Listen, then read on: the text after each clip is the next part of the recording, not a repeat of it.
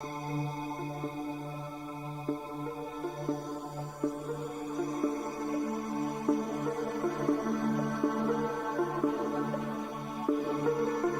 and welcome back. In part 1 of this series of videos we saw how a neutron star is the core of a star that remains after the rest of the star has blown itself apart in a supernova explosion. The core has been compressed by gravity into a sphere perhaps 10 or 15 miles across, consisting largely of neutronium, a bizarre element with a density so high that a teaspoonful of neutronium would weigh 4 billion tons. In part 2 we're going to start looking at different types of neutron stars. Not so long ago astronomers thought that classifying them was easy and that they could be placed in just a couple of categories.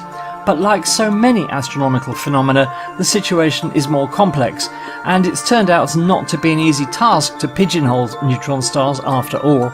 As we're finding out, it seems there is more diversity in neutron stars than we used to think. However they behave, all neutron stars have a few things in common. They are all around the same size, with variations in size accounted for by differences in the original mass of the star which gave birth to them, which is known as the progenitor star. They all rotate, but with huge variations between the slowest rotating and the fastest rotating neutron stars yet discovered.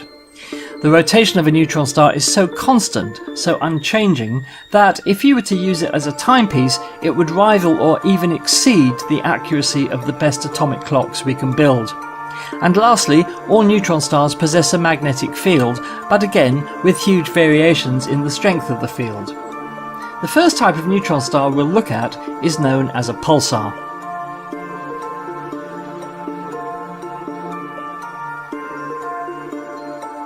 A pulsar is the name given to a neutron star where particles surrounding the star are accelerated by the intense magnetic field towards the magnetic poles, where they are focused into beams or jets of energy, which shoot out from the poles at about 70% of the speed of light. Note that the magnetic poles are often not aligned with the neutron star's axis of rotation, meaning that the jets describe a cone as they sweep round the sky. In other words, they wobble. If the Earth happens to intercept one of these jets, we see a flash. If it doesn't, we see nothing, meaning that there is almost certainly a huge number of neutron stars we never see. And the only way we can see pulsars is by their flashes. They're far too small, just a few miles across, to see even in the largest telescopes. The vast majority of neutron stars are pulsars, and most of them emit their beams in the form of radiolight and are therefore known as radiopulsars, detectable with radio telescopes. However, this is not the whole story. Pulsars can emit visible light, gamma rays and X-rays in the form of jets.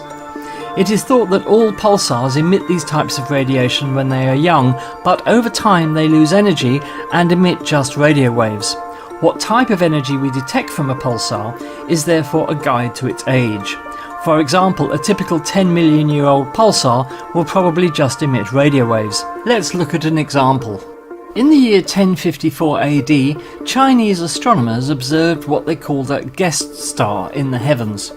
They wrote that it was as bright as Venus and visible in daylight. Accounts vary as to how long this guest star was visible for, but one record states it was visible for a whole year in the sky. Others, however, disagree, citing a much shorter period. The Chinese refer to the object as being below Tianhuan in the sky. We know Tianhuan to be a star in the constellation of Taurus, and we now believe that what they witnessed in 1054 was a supernova explosion. And we also know what is in that same position in the sky today, the Crab Nebula, M1 in Messier's famous catalogue of celestial objects. The Crab Nebula is a supernova remnant some 6,500 light-years away, and it spans 11 light-years.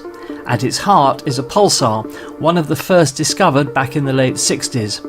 Its beams sweep by the Earth 30 times a second, meaning of course that the Crab pulsar rotates at that speed, 30 times a second. But the pulsar is one of a small group which also flashes in optical light as well as at radio wavelengths.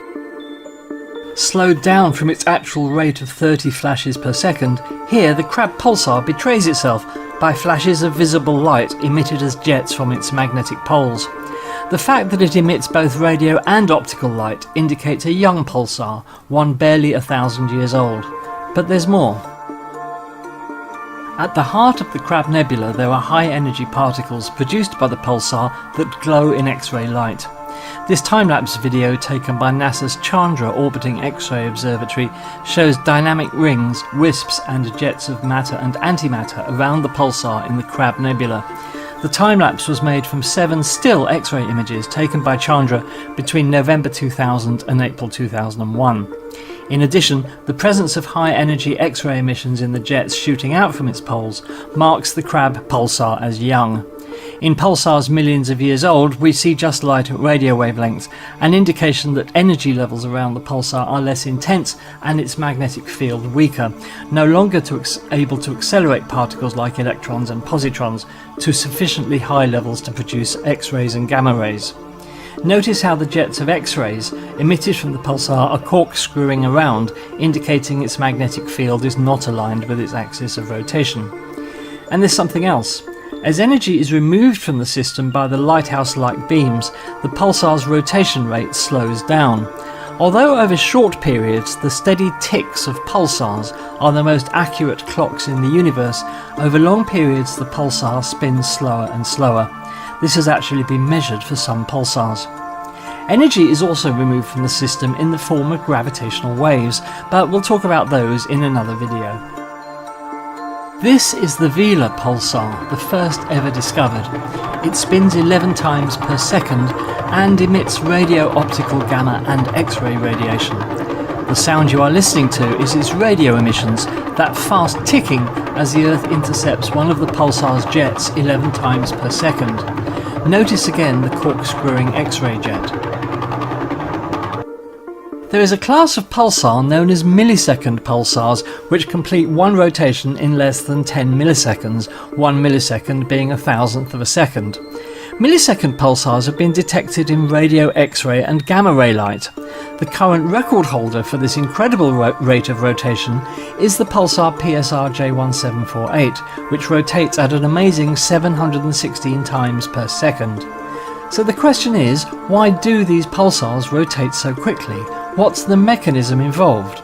Well, a millisecond pulsar is the result of a system where the pulsar has a companion star, in other words, a binary system. In this NASA animation of such a binary system, we see a pulsar and its companion, which is a normal star. Both co-orbit around their common centre of gravity. The intense radiation wind from the pulsar strips material from the surface of its companion, which is then pulled onto the neutron star by its intense gravity. As this material falls onto the surface of the neutron star, the laws of conservation of momentum mean that the neutron star will spin faster as a result. The infalling material from the companion is heated up to millions of degrees by the pulsar's intense magnetic field, causing blasts of X-rays that can be seen across the universe. When we see X-rays in the universe, it's always an indicator of extremely high temperatures. This type of pulsar is therefore known as an X-ray binary. But there's a periodicity to this activity. After perhaps a few weeks of intense X-ray emissions, the pulsar's magnetic field reconfigures itself to act like a barrier against the infalling material which is deflected around the pulsar. The X-ray emissions cease and we don't see anything. However, when the amount of material dragged off the companion star builds up to reach a sufficient amount, the magnetic field collapses under its pressure, heats up the material and the X-ray blasts resume. Binary X-ray pulsars are therefore characterized by this on-off X-ray emission. The material continues to fall onto the pulsar, eventually speeding it up to spin once in less than 10 milliseconds. The acceleration of the pulsar's rotation speed does not happen overnight. It occurs gradually over a long period, perhaps as much as 1 billion years. So what is the end of this process? Eventually, the accumulation of material and more significantly the intense wind of radiation from the pulsar, which removes material off the surface of its companion to then be consumed, completely destroys its companion star. The first of these binary X-ray pulsars, which eventually totally consume their companion, was discovered in 1988 and was given the rather fitting name of the Black Widow pulsar. It's located roughly 6,500 light-years from the Earth. It orbits with a brown dwarf or a super-Jupiter companion. The pulsar and its companion rotate around each other every 9.2 hours. In 2010, it was estimated that the neutron star's mass was at least 1.66 solar masses and possibly as high as 2.4, making it a candidate for the most massive neutron star yet discovered. The name Black Widow has since become the descriptive name for all pulsars of this type. Around 24 Black Widow pulsars have so far been discovered in our Milky Way galaxy.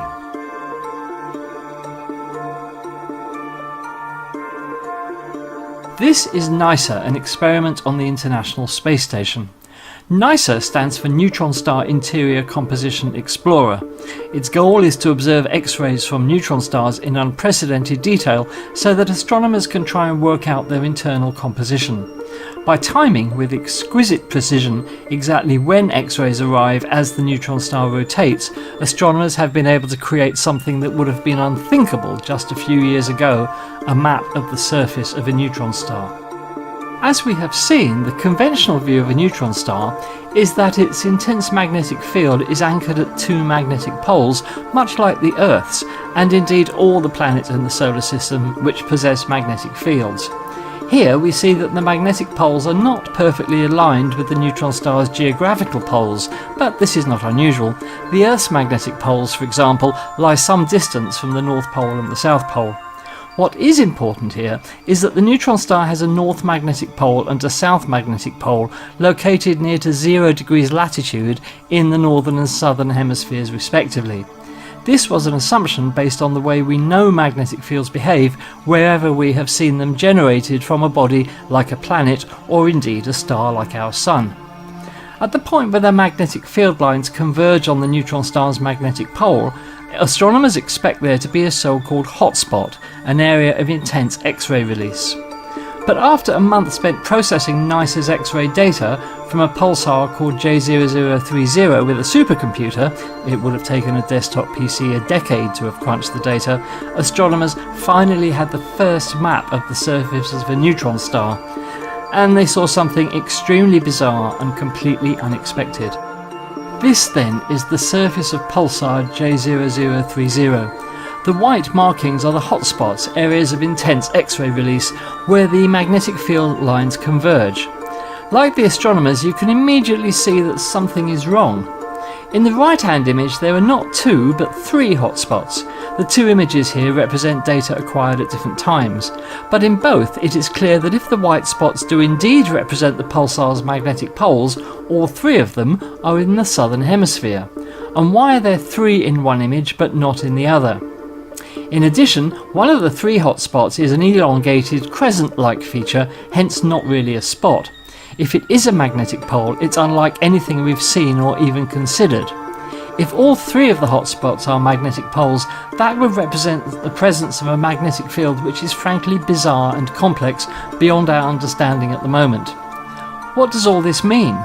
Nobody really knows. But recently there has been an intriguing suggestion that we've been looking at things backward. Instead of the hotspots being caused by magnetic field lines converging on the surface, the hotspots are being generated from within the interior of the neutron star, welling up to the surface and then somehow attracting the magnetic field lines to them. If true, the NISA instrument is really living up to its purpose and telling us something important about what's going on inside pulsar J0030. But for now, this map of the surface of a neutron star is truly enigmatic and mysterious. Maps of other neutron stars will be needed in order to understand just what we are seeing. Well, that brings us to the end of this video about pulsars. We've only really scratched the surface here, but I hope you've enjoyed this introduction. Next time, we'll be looking at what is undoubtedly the weirdest type of neutron star, the magnetar. If you thought pulsars were strange, you've not seen anything yet. Please don't forget to like and subscribe. We'd love to keep bringing you more videos like this one, and only by you supporting us can we make that happen. Thank you so much. Don't forget the Space Oddities live programme on Mondays at 8 PM UK time for the latest astronomical news, discussion and chat. Until then, this is Andy of Space Oddities wishing you all the best. Until next time, bye bye.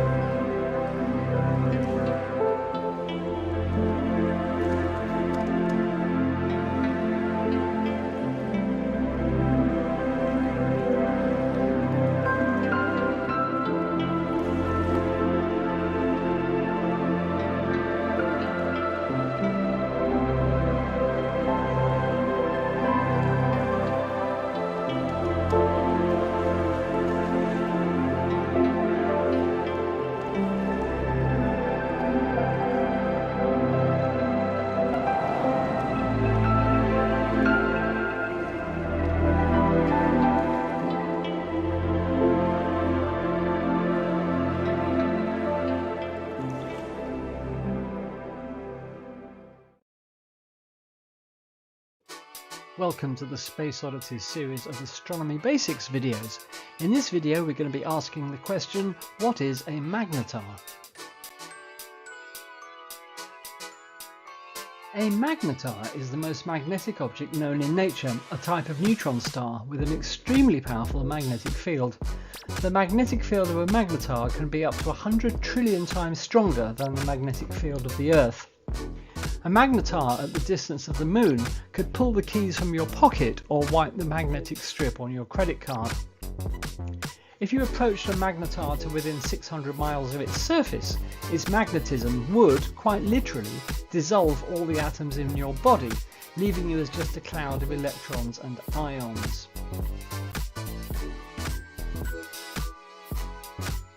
Magnetars have distinct properties which distinguish them from other astronomical objects. They are a type of neutron star, but with a few differences. They're very dense. A magnetar has a mass about 1.4 times that of the Sun, but it's only about 20 kilometers in diameter. They're very hot. The surface temperature of a magnetar can be up to 100 million degrees Celsius, and magnetars are very fast rotating. A magnetar can rotate once every few seconds. However, although magnetars are very similar to a typical neutron star, a magnetar can emit up to 100 times more energy. So how do magnetars form? Up until very recently, it was believed that magnetars are the result of a red giant star ending its life in a supernova explosion, leaving behind its ultra-dense core. In other words, a magnetar is a neutron star much the same as others, but with the addition of an incredible magnetic field. However, recent research seems to suggest that in fact magnetars may not result from red giants at all, but from another, rare type of star.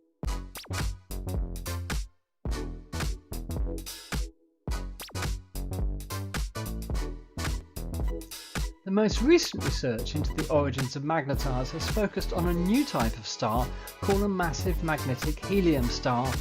These stars are a few times more massive than the Sun and are rich in helium.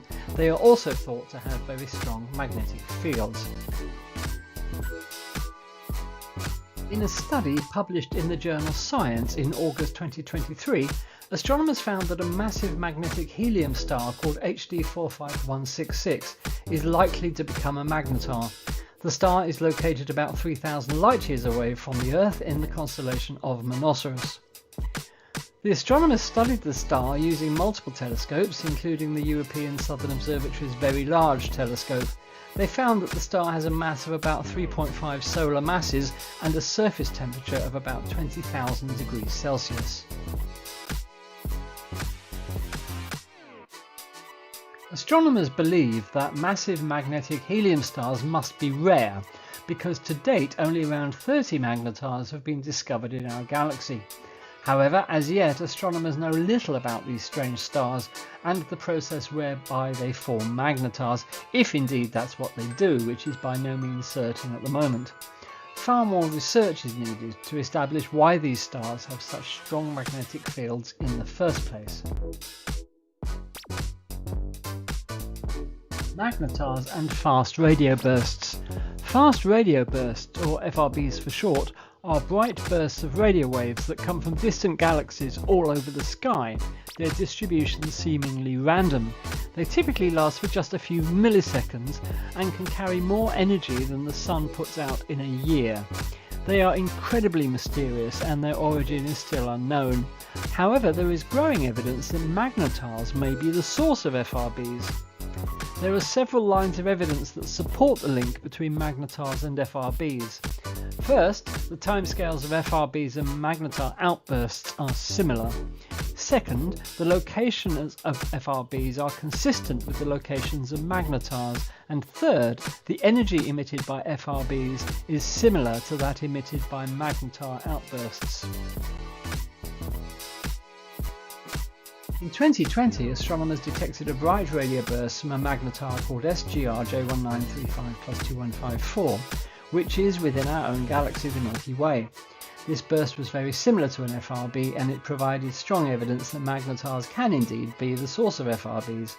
However, not all astronomers are convinced that magnetars are the only source of FRBs. Some astronomers believe that FRBs could also be caused by other objects, such as neutron stars with weaker magnetic fields or black holes. More research is needed to definitively determine the origin of FRBs. However, the evidence is mounting that magnetars are a likely culprit. Here are some of the key similarities between magnetars and FRBs. Both are extremely energetic, both are short-lived, both are thought to originate from distant galaxies, both are thought to be caused by magnetic fields. However, there are also some key differences between magnetars and FRBs. Magnetars are known to exist while FRBs are still a mystery. Magnetars are thought to be relatively rare, while FRBs may be more common. Magnetars emit a wide range of frequencies, while FRBs are only seen at radio frequencies.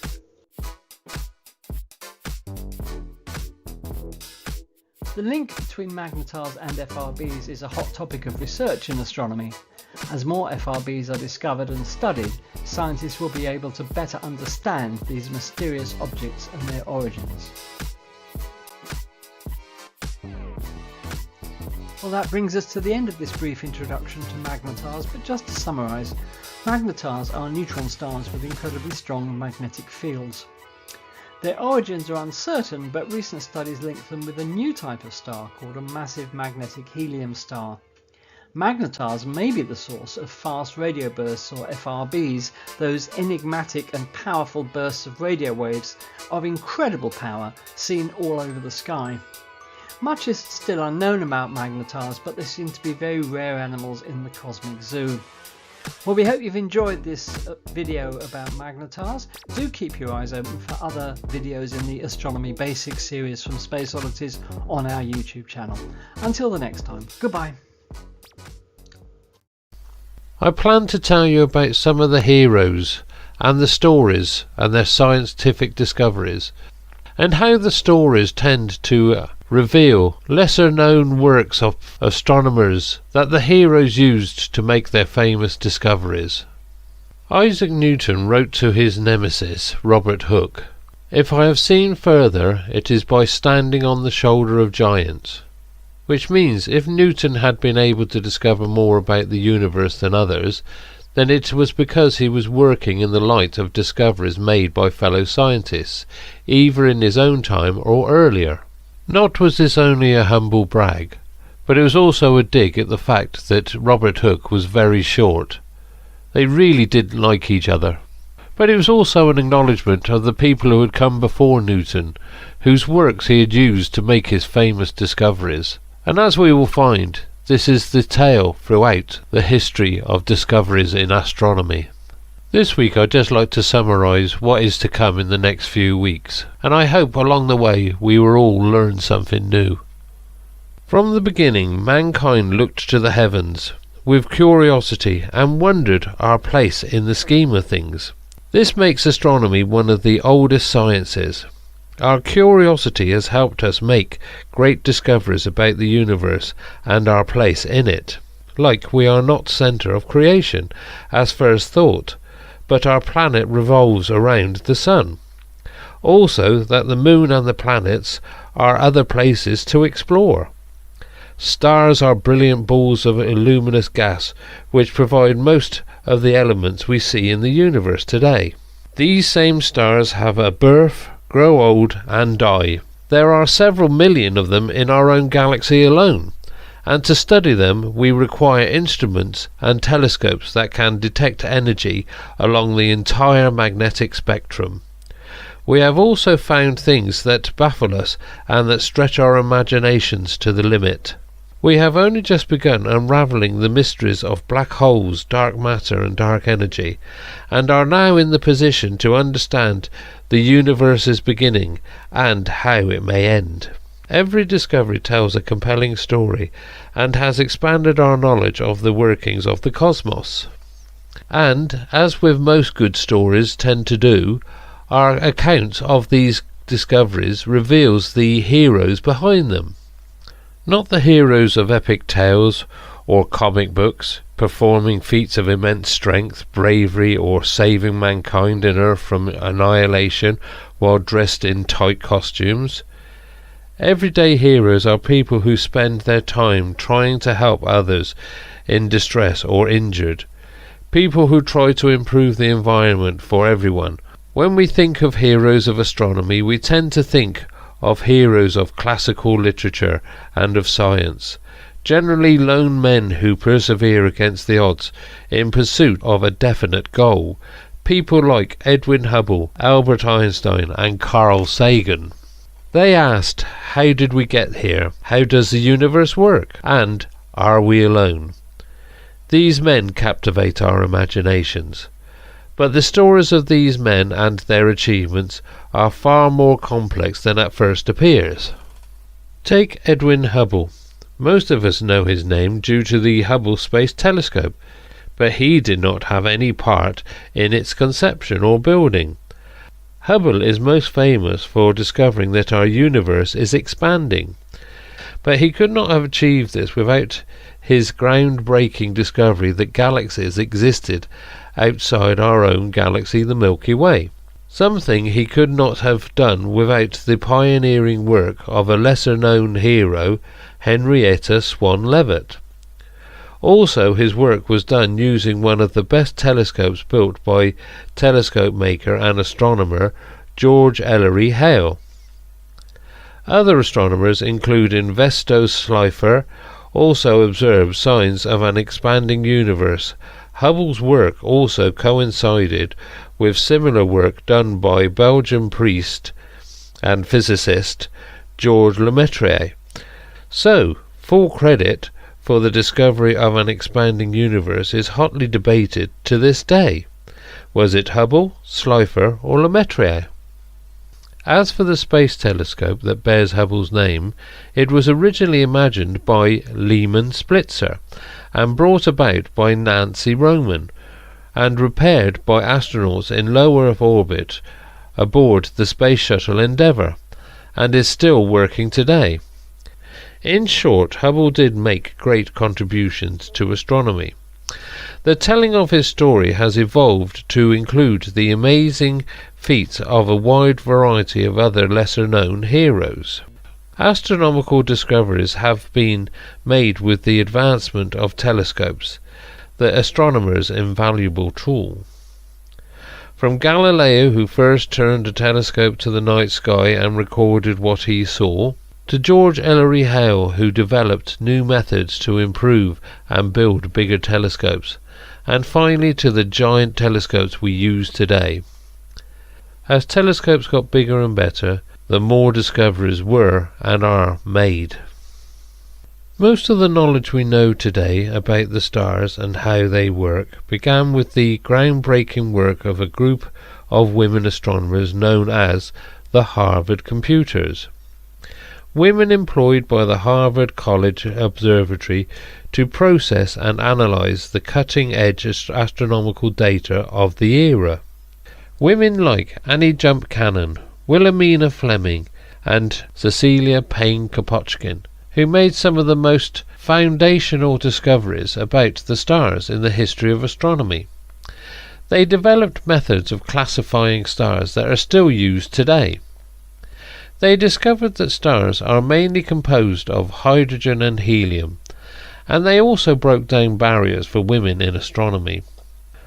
One Harvard computer, Henrietta Swan Leavitt's discoveries, have ramifications that are still shaping astronomy today. She discovered Cepheid variables, stars whose rate of pulsation is directly correlated to how bright the star appears. May seem a small thing, but Cepheid variables wound up drastically altering our picture of the universe. By measuring these stars' pulsation rates and determining how bright they should be compared to how bright they appeared, Leavitt had given us a new and powerful tool for measuring the distances to faraway objects, and her work directly led to Edwin Hubble's discovery of galaxies beyond our own. Hubble's most indelible contribution to astronomy was a famous and deceptively simple equation describing the expansion of our universe. However, as with many details of our universe, the discovery isn't as simple as it seems. We will learn about the Belgian priest and the astronomer Georges Lemaitre, who had published a similar result several years earlier, as well as other physicists and astronomers who had speculated about an expanding universe, based on implications of Einstein's general theory of relativity that were still being explored. Hubble's famous equation is a source of continued debate as teams of astronomers engaged in a century-long mission to determine the exact value of this equation's constant, the so-called Hubble constant, and to work to reconcile different observations into a single answer that can best explain the expansion of the universe. Hubble's legacy also lives on in the space telescope that bears his name. The heroes of the Hubble Space Telescope range from astronomers who dreamed of space telescopes long before humankind even launched its first satellite, to the NASA personnel who tackled daunting scientific and bureaucratic hurdles to make the telescope a reality, to the astronomers who opened and sharpened the telescope's eyes, to the teams of scientists today that have kept the telescope running and making remarkable discoveries for over 30 years. It is also important to remember that astronomy involves much more than the light we can detect with our eyes. What we call visible light occupies just a tiny fraction of the electromagnetic spectrum, and fully understanding the universe requires the ability to detect energy across the entire spectrum to get a complete picture of the cosmos. Hopefully we'll learn how over in the radio regime at wavelengths far too long and energies far too low to be detected with our eyes, physicist Karl Jansky made a groundbreaking discovery in 1932 when he became the first person to detect radio waves from space while working at Bell Labs. A few years later, Grote Reber created the first dedicated radio telescope, an antenna specifically designed to detect radio waves from the sky. Since then, the field of radio astronomy has grown exponentially. We have radio astronomy to thank for one of the most exciting discoveries when in 2019 astronomers synchronized radio telescopes across the entire planet to take the first ever picture of a black hole. Another radio telescope at Bell Labs also made an incredible, if accidental, discovery in 1964. It detected the cosmic microwave background, the faint leftover remnant of the Big Bang, observable as a quiet but persistent hiss in the background of the telescope's data. This radio signal from the birth of the universe led to a Nobel Prize for its discoverers, Arno Penzias and Robert Wilson. Today, several dedicated space telescopes have been launched to study the cosmic microwave background, and teams of scientists are focused on collecting data from the universe's earliest moments in the hopes of explaining how space and time have evolved to what we have today. Decades after Hubble's discoveries of galaxies beyond our own, and just 3 years after the discovery of the cosmic microwave background marked a shift in how we studied the nature of our universe. An astronomer named Vera Rubin uncovered strange inconsistencies in how the stars in nearby galaxies moved. We will see how years of careful observations revealed these galaxies appeared to contain huge amounts of invisible mass, what we now call dark matter. The existence of dark matter fundamentally changed our entire cosmological model and spawned an entire new field within astronomy, focused on studying dark matter in the hopes of explaining what exactly it is and how it affects our universe. These questions tie back into one of the most fundamental questions that astronomers find ourselves asking. How did the universe begin?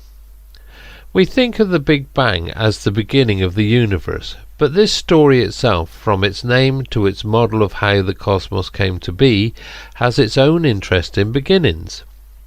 Big Bang cosmology is now widely accepted as the scientific model for where our universe came from, but it also poses several ongoing mysteries. From what exactly happened in the earliest fractions of a second after the universe began, to the mysterious force known as dark energy that appears to be powering its continued expansion. Finally, where does the Big Bang ultimately leave us? Astronomers are still debating how the universe has evolved, the existence of parallel universes, and how our universe might end. In the second part of our discussion, we'll focus on Albert Einstein. His very name is synonymous with genius and discovery, and in this section of the course we'll consider some of the most mind-bending concepts in astronomy: gravity, time, black holes, and the extremes of light and energy that challenge our understanding of how our own galaxy works. It's tempting to think of astronomers as being concerned only with far-reaching challenges like how the early universe began, the mysteries of deep space, and the physics of stars and galaxies many millions of light years away from our own home here on Earth. However, for the astronomers who study these questions, our scientific pursuits are inextricably tied to the people who study them. Many astronomers have, alongside their groundbreaking research in space, dedicated their time and energy to fighting discrimination and advocating for equal opportunities in astronomy and the broader fields of science. Another hero of astronomy is Oscar Duhalde, who became one of only a handful of human beings in history to make an exceptionally rare astronomical discovery. In 1987, Oscar, a telescope operator in Chile, became the only living person to discover a supernova with the naked eye. The distinction is a rare one, shared with Johannes Kepler in 1604 and Tycho Brahe in 1572, and Arabic, Chinese and indigenous North American astronomers observing the heavens in the 1050s. These discoveries made crucial contributions to our understanding of what supernovae are, how we work and how we study them today. Supernovae are incredible energetic events produced in the final moments of a dying star's life, events that emit energy across the entire electromagnetic spectrum, a fact of physics that can be easy to forget for those of us used to seeing the world through the narrow range of wavelengths detectable by the human eye. In fact, dying stars and many other objects in space emit radiation in the high energy regime of the electromagnetic spectrum, at energies so high and wavelengths so tiny that we need to invent new techniques or even leave Earth entirely in order to study them. These wavelengths include X-rays and ultraviolet light. Most of us think of X-rays as medical tools used to study our bones, and of ultraviolet light as the pesky thing that causes sunburns.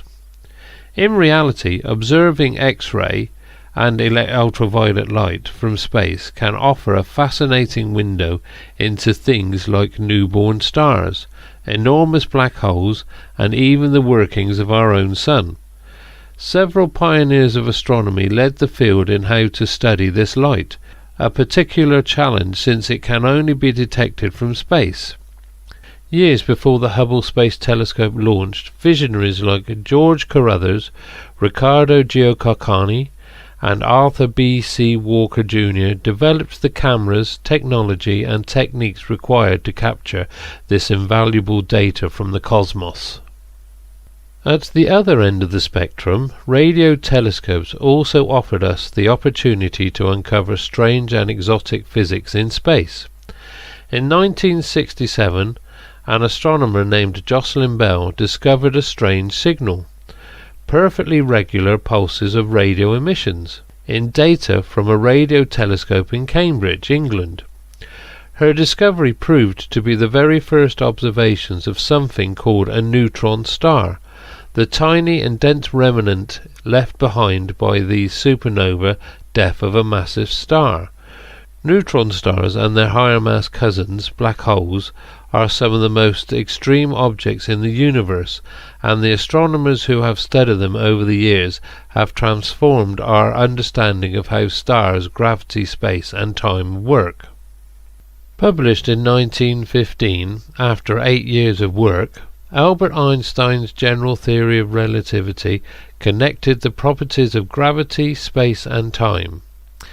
In the years that followed, it fell to Einstein's fellow astrophysicists to seek out observational proof of this theory. In 1919, the astronomer Arthur Eddington found the first proof that Einstein's theory was correct during a solar eclipse expedition. 55 years later, after Jocelyn Bell's groundbreaking discovery of neutron stars, Russell Hulse and Joseph Taylor found more evidence for Einstein's general theory of relativity by closely observing a pair of neutron stars as they orbited one another. Combined, these observations have revolutionized our understanding of the fabric of our universe and the mysteries of gravity.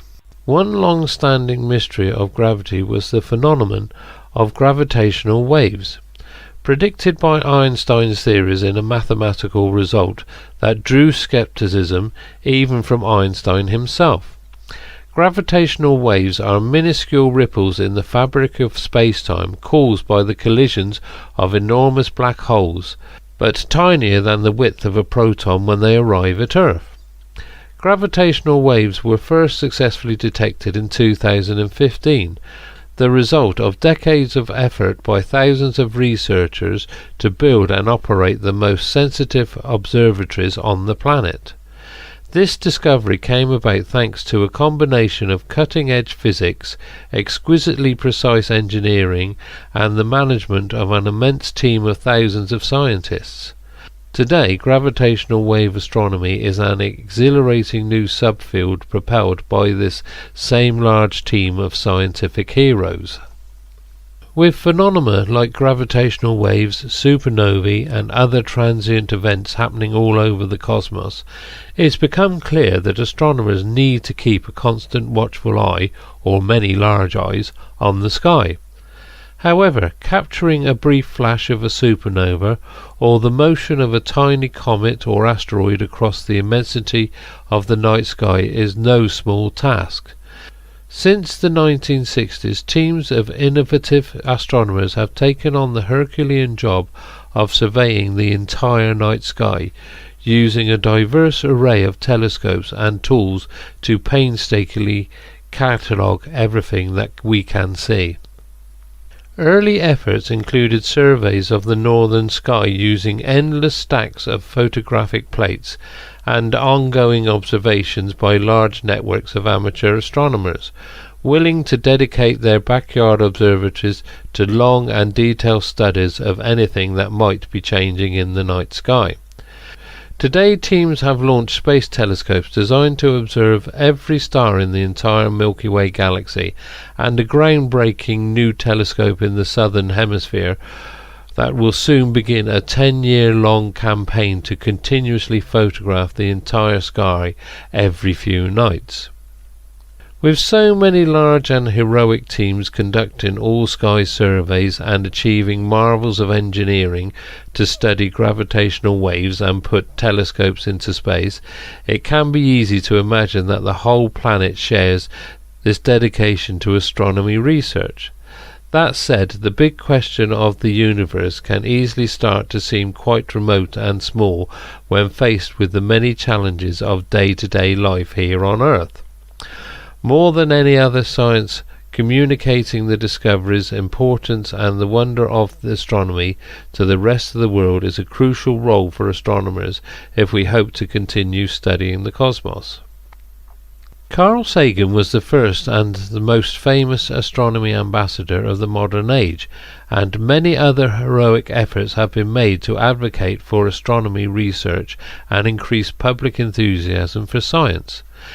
Sagan was also a specialist in studying our own solar system and imagining solar systems beyond our own. In this final section of our talks, we'll look at the science of our own cosmic backyard and learn about the heroes who are studying our potential neighbours in the universe.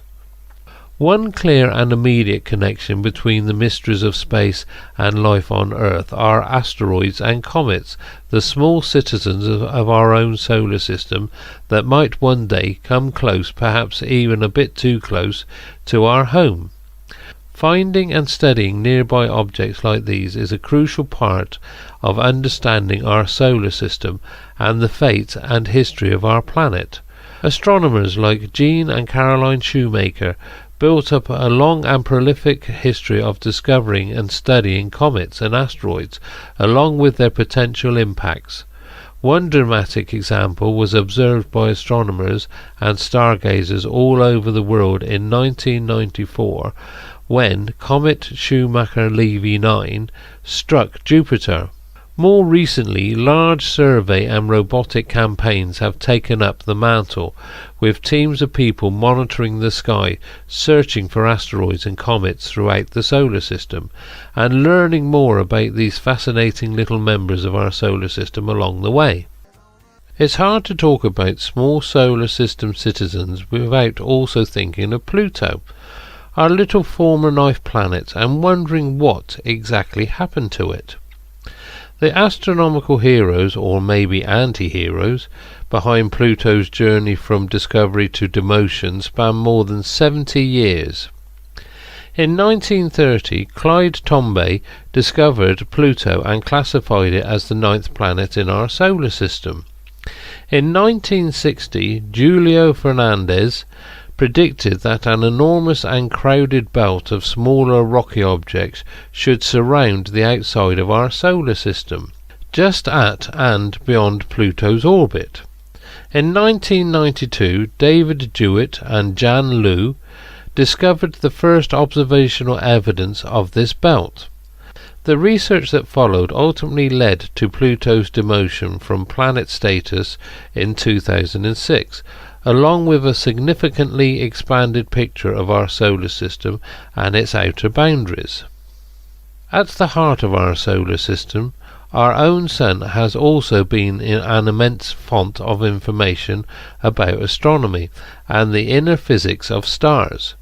Solar physicists have used enormous tanks of liquid to detect neutrinos, tiny subatomic particles that emerge from the Sun's core and act as minuscule ambassadors from the immensely hot and dense heart of a star. Astronomers have also been mounting heroic solar eclipse expeditions, with observations carried out in some of the most remote corners of the globe to study gravity, magnetism, and the Sun's evolution. This fascinating array of techniques and creative ideas has allowed us to harness the scientific power of our closest stellar neighbour. For years, astronomers imagined other stars like our Sun potentially hosting other distant solar systems.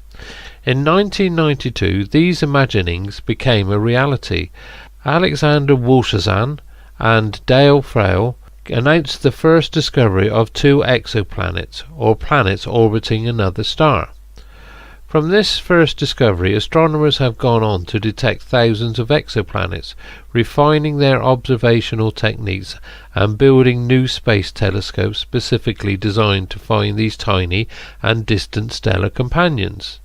Today, teams of astronomers are working on discovering new exoplanets and exploring what new worlds might look like in planetary systems across the galaxy. Of course, studying distant planets also raises what may be the single most compelling question of all astronomy: are we alone? The search for life in space is an ongoing and fascinating pursuit within astronomy, and one that raises fundamental questions about the universe, Earth, and our nature as human beings. Astronomers like Vicky Meadows and Sarah Seeger have focused their efforts on the field of astrobiology, synthesizing 2 fields to better understand how life could begin to flourish on distant worlds.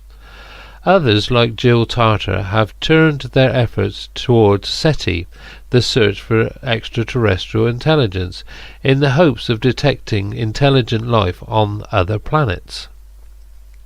Exploding stars, gravitational waves, alien life. The astronomical mysteries of today and tomorrow ask big questions, and answering them will require big telescopes, big dreams, and a new generation of astronomical heroes.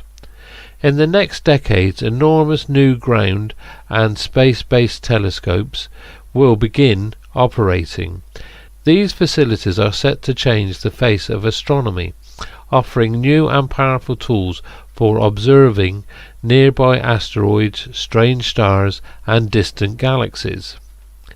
Innovation in astronomy also requires thinking far ahead, considering what the cutting-edge technology of the next century will mean for how we study the cosmos. Tomorrow's heroes of astronomy are already hard at work today, imagining new telescopes that will be decades in the making and unveiling new discoveries that will shape our future picture of the universe. Many of these same scientists also work hard to educate the next generation of researchers and spark widespread interest in astronomy, ensuring that humanity can continue studying the universe in the years to come. At this point you are likely to have many questions about the discoveries and heroes you have heard about in this first program.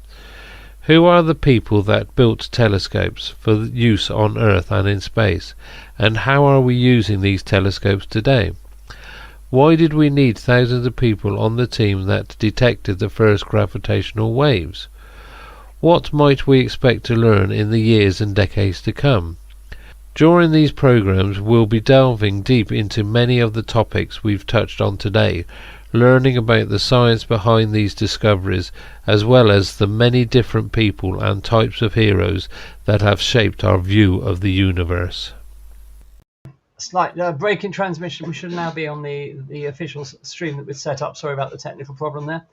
Anyway, so yes, I mean the geology of this area is a history of billions of years, uninterrupted. So it will be really interesting to see what's there. That whole landscape is extremely looks very strange and haunting and mysterious. You can see it behind me. But this is where NASA are planning to land Artemis 3 at the end of 2025. And as we were saying the other night, there are lots of other missions that are planned to land here as well. China, South Korea, other countries as well are planning to sort of zero in on the South Pole to investigate it and see if they can actually try and sample the water that is meant to be here, if all of the orbiting spacecraft have got it correct, which they seem to do. So here we are. So we're just a few minutes now before the landing. As you can see, mission control there in India, and I can see figures on a screen there, but I'm not quite sure what they represent. Yeah, they've actually almost looked as though they've got a camera pointed at the moon. Yes, it in does. one of the screens there. It does, doesn't it? In the middle, Yeah. it looks like there's a camera pointed at the moon. Yeah. In which case, It's moving, yeah. still at some considerable altitude. I'm just trying to work out from those figures. There's a 30 there. Would that be kilometers? Maybe, I don't know. But also progressing well. Let's just listen in for a moment to see whether we can work out what's happening.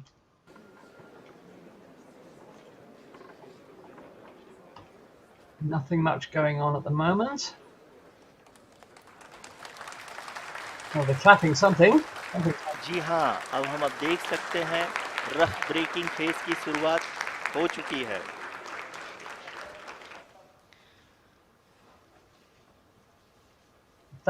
During this rough braking phase, the lander velocity shall be brought down from 1680 meters per second to 358 meters per second. The altitude will be brought down from 30 kilometers to 7.4 kilometers at the end of rough braking. All this in the duration of 690 seconds or 11.5 minutes. Currently, the Laser Inertial Reference and Accelerometer package (LIRAP) is aiding in the navigation. जी हाँ, अभी आप अपनी screen पे देख सकते हैं कि lander अब तक कुल 191 kilometre horizontal Disha Right, so I was right. So that figure on the right is the Yeah, altitude. That's 30.48 yeah. kilometers. And the landing burn's underway. So Yeah. Yeah, the landing bird has started. oh, exciting stuff. Yeah, there we are. You can see it there, 31 kilometers. It seems to be climbing. Okay. Now it's going. It's it's definitely climbing. Right. Oops. Yeah. Well, we'll just give it time. It's probably all nominal, as they say. Yes, it's probably all nominal.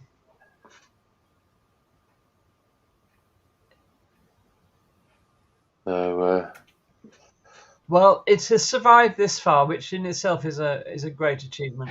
yeah, well, it's been quite a long project because it launched. When did it launch? Was it the 14th of July? Yes, it was the 14th. Yeah, launched on the 14th of July. It entered translunar injection was on the 31st of July.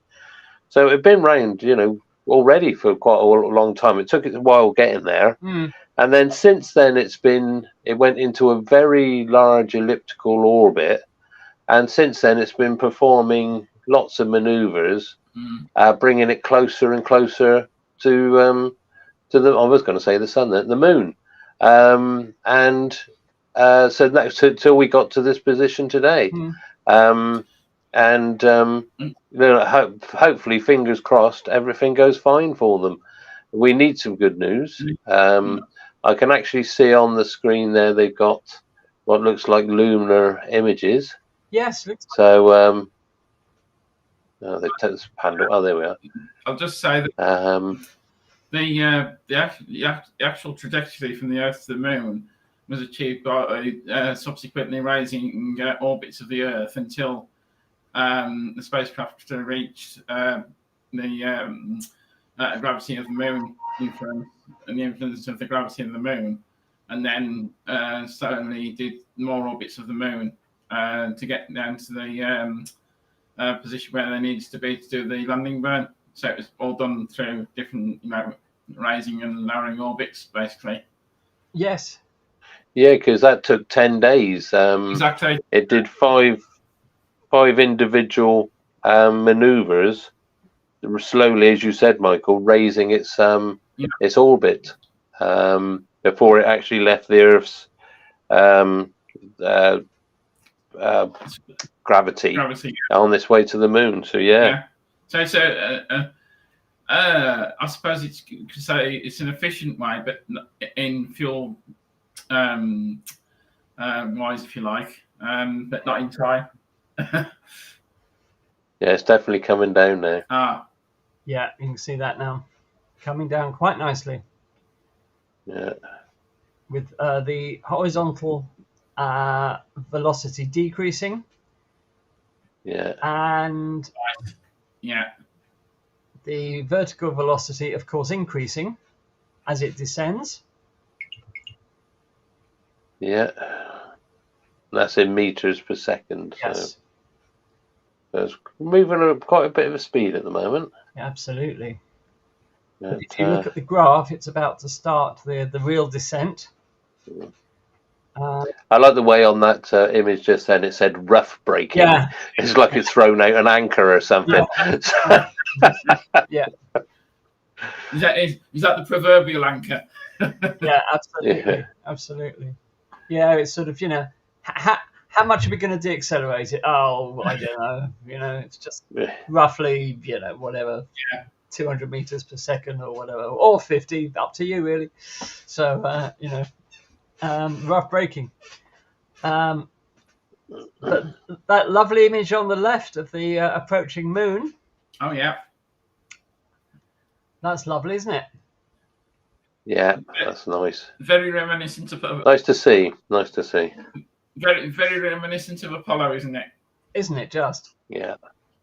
I mean, because the images when it actually reached the moon and it did its first flyby, Yeah. they were crystal clear. They were fantastic. Well, We are spoilt now with the cameras that they use today. Yeah. I'm saying that actually, I watched the Russians launch the Progress mission to the International Space Station last night, and the cameras to say, I think they're still using Zyka or something like that. The images were there. You could see what was going on, but they weren't that good. But yeah, they're probably ex shopping centre security cameras. Or yeah, probably Zenit E's. yeah. There's nothing. No, don't diss the Zenit E.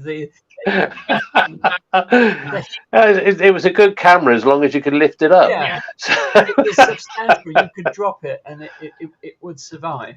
Yeah, made of old tank parts. Exactly. The Helios lens on the Zenit E was a phenomenal lens. Yeah. I'm not knocking it. I'm just saying, but if you could lift it up to your eye, and well done. Right. You realise you're showing your age now, don't you? Who cares? Oh well, yeah. Who cares? Those poor kids who never experienced Russian technology like that. Yeah, and film even. Yeah, exactly. Yeah, no, it was good. Ian's asking in the chat who's filming the video of the lander. I think it's Ridley Scott. Yeah. Yeah, I haven't had a look in the chat. Hi guys. Hello Graham. Hello Ian. Hello Astronobulae. Nice of you to join us. Steve's there as well. And Steve's here. Yeah, Steve as well. Gerard's here as well in the world. Hello, Gerard in the world. Hoping weather's good. Facebook user says, I came upon this by accident. Very lucky. Well, we are so glad that you did, Facebook user. And don't forget, if you want to tell us your name, you'll have to do so in your messages because we just see you as Facebook user, unfortunately. And we'd rather be a little less formal. Mm-hmm. So here we are. So we're just in the final, well, not the final approach. How long have we got to go? Still about 25 minutes. So planning to launch about 1:45. Aren't they? Planning to land about 1:45. Is that what I think? Landing touchdown is in 16 minutes. Yeah, 16 minutes. So it says here, but yeah, that could be out of date actually because I think my thing's frozen. So that's enough. Roger says he can't use his telescope from Sparkford as moonrise is still 30 minutes away. Yeah, very good. I bet it's a clear sky in Sparkford as always. Yeah. So thank you all for joining us. It's great to have you with us twice this week. So fingers crossed for a successful landing. Lovely image of the moon there. Look, it's not a video, as you can see. It's updating every so often. So it's not an actual live feed. It's a camera. Yeah. So sorry, I've got to correct myself. It's 11 minutes to touchdown. Sorry. 11 minutes to touchdown. Yeah. Wow. Yeah. 16.6. It's down to 16.5 kilometers now. And we will join the commentary from ISRO just in the final couple of minutes, I think, just to listen to what they say. Let's hope it's a we're down, hurrah, rather than a whoops, because I would not like to have been in the Russian control room last week when Luna 25 was lost. That must have been dreadful. No. So, I mean, I'm not. It probably wasn't, but the whole thing seemed to be quite rushed. Yes. I don't know. It's very, very sad. Those people have put a lot of work into that. And space is one of these. No matter what the geopolitics is happening in this world, but space is one place where everybody comes together. So it's one of these things that it can bring people together. Geopolitics put aside, and so we like I said, we are sad for what actually happened. We want people to succeed. So we do. Yeah. And the other thing is, of course, what actually happened with the with Luna 25 was that they fired its engine to put them into the final configuration of orbit, if you like, before landing. And the main engine should have fired for 84 seconds, and it actually fired for 157. That's what actually happened, and they couldn't turn the main engine off. So when they did get it off, it had accelerated the spacecraft and accelerated it towards the surface of the moon. Yeah. Very sad. I don't know what you're posting, Michael, but I've got to review your message, so better not be naughty. Never. Right. So let's now join the Indian Space Research Organisation. Let's listen to the last few minutes of their commentary. Yes, we are privileged to have with us Honorable Prime Minister of India, Shri Narendra Modi ji, who has joined us from South Africa's Johannesburg to encourage us. Well, that's nice. Yeah. जी हाँ, आप ये देख सकते हैं altitude hold face भी बहुत ही आसानी से लैंडर फेस ने पार कर लिया है और अब फाइन ब्रेकिंग की शुरुआत हो चुकी है। अभी हम ये देख सकते हैं कि लैंडर की ऊंचाई लगभग 5.6 किलोमीटर है, जो कि इस फेस के उपरांत लगभग 800 मीटर हो जाएगी। Okay. Right.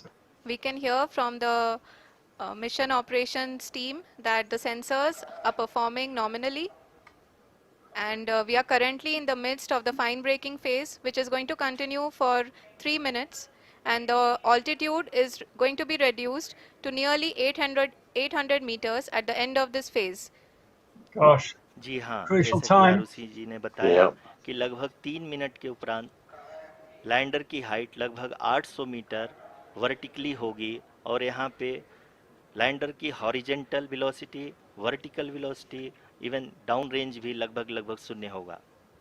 Because it was about this time that they lost Chandrayaan. We can see the visual of the lander module, and we can see that the downrange traveled is nearly 831 kilometers.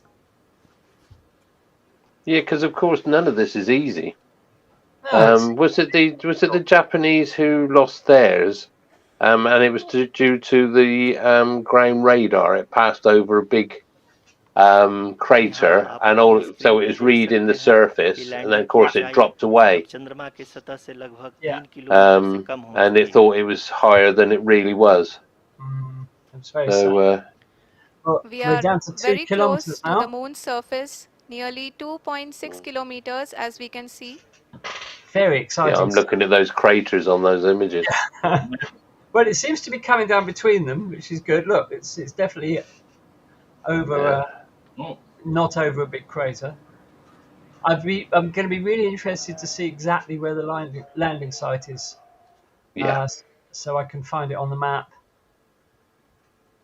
And Prime Minister He looks a bit stern, doesn't he? Yeah, he looks a bit stern. देख सकते हैं कि lander की ऊंचाई लगभग 1 kilometre के आसपास है।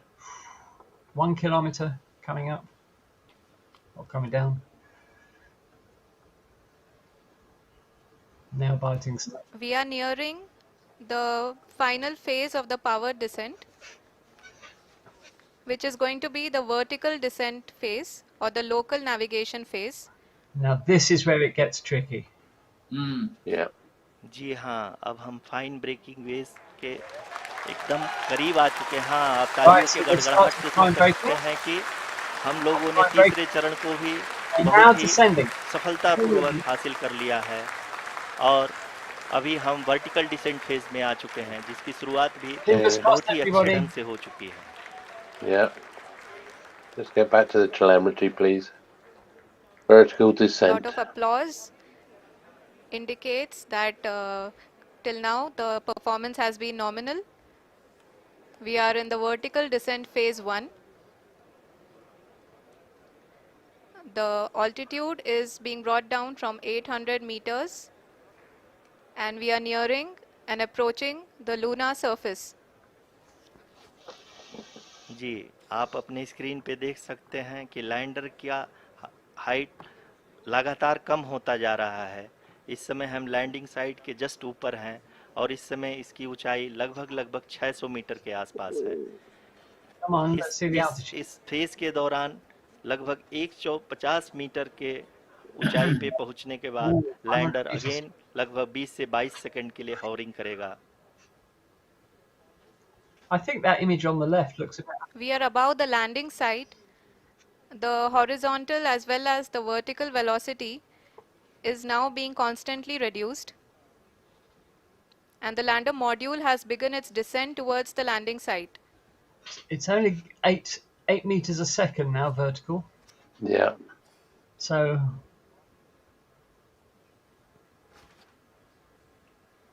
ooh, जी हाँ, आप अपने स्क्रीन पे देख सकते 6 हैं meters a ये जो second. पथ 5 निर्धारित meters. किया गया So है, it's लैंडर slowly. पूरी तरह से उसी को ही फॉलो कर रहा है।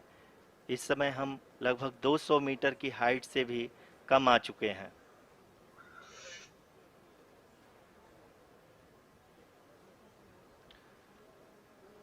अब हम ये देख सकते हैं कि हम लगभग 150 मीटर की ऊंचाई पे हैं चंद्रमा के सतह से। That's not looking good. Mm. The vertical velocity is dropping off We extremely are approaching the vertical descent phase 2, which will have the lander module hovering that's it, it's at hovering. nearly That's it. 150 meters above ji the हाँ, lunar It's hovering. surface. जी हाँ, आप इस तालियों के गड़गड़ाहट को सुन सकते हैं, जो कि सेकंड हैवरिक फेज के कंप्लीट होने के बाद इन I सारे was worried. वैज्ञानिकों के I thought they're द्वारा going to go. Retargeted. But I thought they were going to go into negative figures then. Yeah. जी हाँ, आप अगर फिर से ध्यान से देखें तो एल्टीट्यूड पुनः Oh, कम that's होता जा very रहा है। slow. अभी हम लोग लगभग 2 meters a second. 135 मीटर की ऊंचाई पे हैं। Oh, they're taking it very. The sensors that are updating at this point are providing confirmation of the safety of the landing site. As expected, the retargeting is going on, and this is a very good signature for the lander. अभी आप ये देख सकते हैं कि lander की ऊंचाई लगभग 65 मीटर के आसपास बची हुई है। I see we have Dave Galvin in the chat. Hi, Dave. Nice to see you. Currently, Hi, only Dave.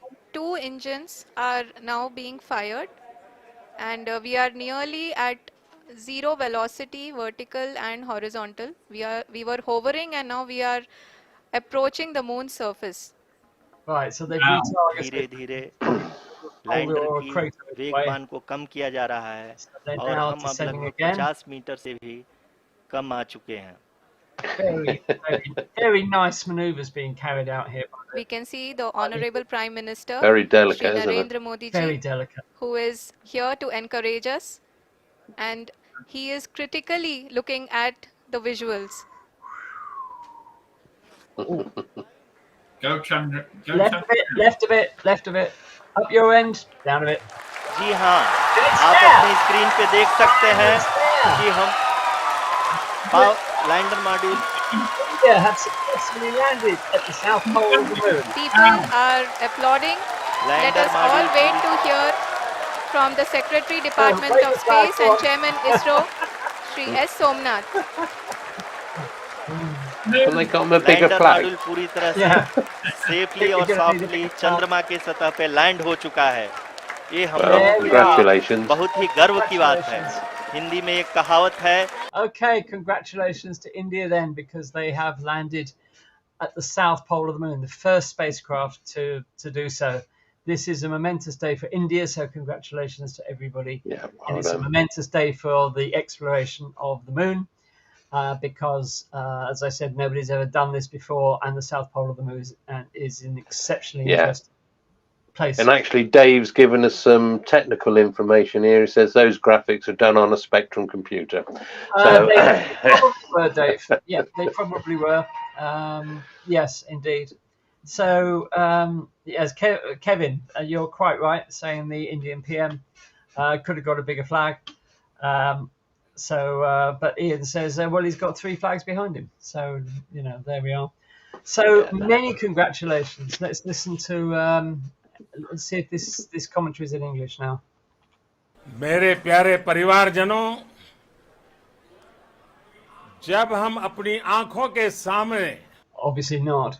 So, so there we are. Great. Well, the next step will, of course, will be to deploy the rover onto the surface of the moon so it can start doing scientific work. We will find out exactly where it landed, I'm sure, at some point today. And we'll show you that in our Monday live stream next week. Yeah, do we want to quickly run through what this little rover will be looking at, Andy? Absolutely. Go for it. Yeah, it's of a 6-wheel design. It's like the old Tyrrell Formula One car. It's 26 kilograms, so it's quite light. We could lift that. And it has a range of 500 meters. I won't go into all the dimensions and all that, but it's going to be looking at the composition of the lunar soil. Yeah. So that'll be the regolith. The presence of water ice in the lunar soil. It'll be looking at the history of lunar impact. So it's going to be looking at the craters and probably doing some spectroscopic analysis or mass spectroscopy stuff. So, and the evolution of the moon's atmosphere, because as we said, we all say the moon hasn't got an atmosphere, but it's got a very, very thin one. There is actually an atmosphere there, but it's very tenuous. Yes. So, but that's what it's going to be looking at. And as I said, I want to get down to the geology and have a look and see what's underneath all this regolith. So, yes, definitely. Will the rover be actually able to dig much into the regolith? Does it say? I honestly don't know, because I'm just looking at the design. I can't see anything like a shovel or a pick. So, yeah, they haven't sent any navies up. So, no. Yeah. Well, perhaps, but hopefully we'll be able to glean some, because with the impact craters, the crust is going to be stirred up anyway. So it's going to be in some in the regolith and that anyway. So we should get a good idea of what's there. So. Yeah, well, congratulations. It's good. We've actually had a success. That's nice. I love it. Yeah, I know. Yeah. After the loss of Luna 25 last week, this is a really big step forward for the study of the moon. And I bet the Russians are feeling a bit pig sick now watching this. So commiserations to the Russians. Well, it's as you said on Monday, the Russians have, not just because of that failure, they've said that they've really got to go back to basics and totally redesign. I did see a image of then what they're building as a new capsule, and it's totally different. It's almost a bit like what SpaceX are using. It's a far more modern design because, of course, when the fairing comes off of the actual rockets, you've got that big round bulbous thing, which is the cabin. So but they're going towards the more traditional what we see with the Americans and everybody else. So they're going back to the drawing board and they're going to start from scratch. And more power to their elbow. Let's just hope they can sort themselves out. As ever, it's the money, and the Russian space program, as much as any other sector of the Russian economy, is of course being hit largely by Western sanctions at the moment. So, perhaps that will improve once. Yeah. Well, they relied upon a lot of Ukrainian. A lot of the components were made in Ukraine. Well, indeed. And of course, it's the same for the Western countries, because they get a lot of manufactured goods from Ukraine, and of course, it's affected the British space industry because a lot of the technology was coming from Ukraine. Absolutely. And then it all kicked off because we probably would have had launches already. But saying that, we haven't got any launch pads ready yet, so maybe not. But yeah, so it's if we can get ourselves sorted out, then hopefully we'll be launching soon. But we've got a lot of exciting times to come. We've got a lot of exciting times, and we'll cover them all here on Space Oddities for you, of course. So let's just have one final listen to the commentary to see if there's anything happening in English, whether there's an interpreter. Just give me 1 second and we will find out.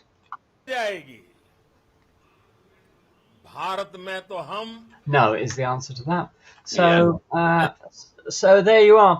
So I think that will just about bring our broadcast today to a close.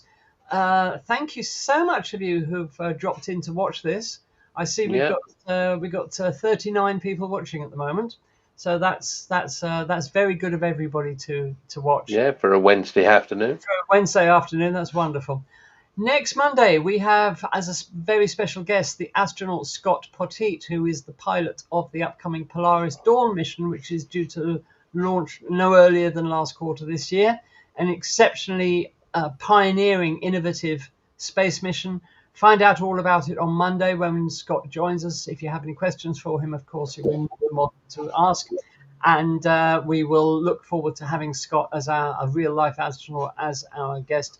He was originally meant to be with us in July, if I remember rightly, but due to one commitment or another, he's been unable to. So we're hoping he's able to join us next Monday, and we should look forward to receiving him as our very special guest. It should be really interesting. So we'd like to thank you all for being with us this afternoon.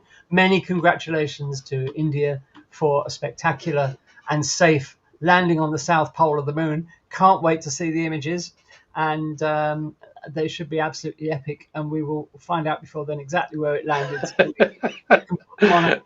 Just before you go, Andy, Astro Nebula says, looks like you've aged a bit, Andy, but I like the three flags behind you. Well, this is what space flight coverage does to you. It gives you premature aging. So yeah, let's just kill that. So, that's a bit close as well. So let's put us back. There we are. So, thanks, guys. Thanks a lot for being here. We do appreciate it. Wonderful. Yeah, nice seeing you all.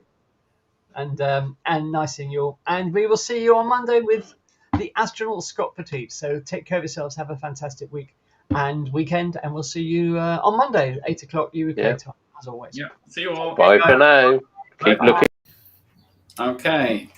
Thanks, Andy. Yep, this is Euclid, the next European Space Agency Space Telescope, as Andy said, subtitled Exploring the Dark Universe. Okay, I'll do that. So, what is Euclid? Euclid is a visible to near-infrared space telescope developed by the European Space Agency and the Euclid Consortium. Euclid is named after the Greek mathematician Euclid of Alexandria, who lived around 300 BC and reported to be the founder of the subject of geometry. As the density of matter and energy is linked to the geometry of the universe, the mission was named in his honor. That's where the name comes from. All right. And the way Euclid came about, previously there was two missions proposed under ESA's Cosmic Mission 2015 to 2025. The first one was Dune, the Dark Universe Explorer, and Space, the Spectroscopic All-Sky Cosmic Explorer. They work so hard on these acronyms, don't they? Yeah, exactly. Both missions proposed complementary techniques to measure the geometry of the universe, and after an assessment study phase, a combined mission resulted. Euclid was selected by ESA's Science Programme Committee for implementation in October 2011, and in June 2012 it was formally adopted. So that's how it came about. Right. So the mission is to explore the composition and evolution of the dark universe. The Space Telescope will create a great map of the large-scale structure of the universe across space and time by observing billions of galaxies out to 10 billion light years and across more than a third of the sky. Euclid will explore how the universe has expanded and how structure has formed over cosmic history, revealing more about the role of gravity and the nature of dark energy and dark matter. Okay, the construction, the Space Telescope was built by Thales Alenia Space in Italy. And Euclid is 4.5 meters long with a diameter of 3.1 meters and a mass of 2,160 kilograms. Okay, just a little bit of science, not a lot, because I don't fully understand it myself. So what is the dark universe? Well, scientists, apparently astronomers and scientists, think that we can only see 5% of the actual universe with the visible instruments, our eyes, and our other instruments in the electromagnetic spectrum. We can only see 5% of the universe. So 95% of the universe is unknown or dark, and that's where we get the commonly known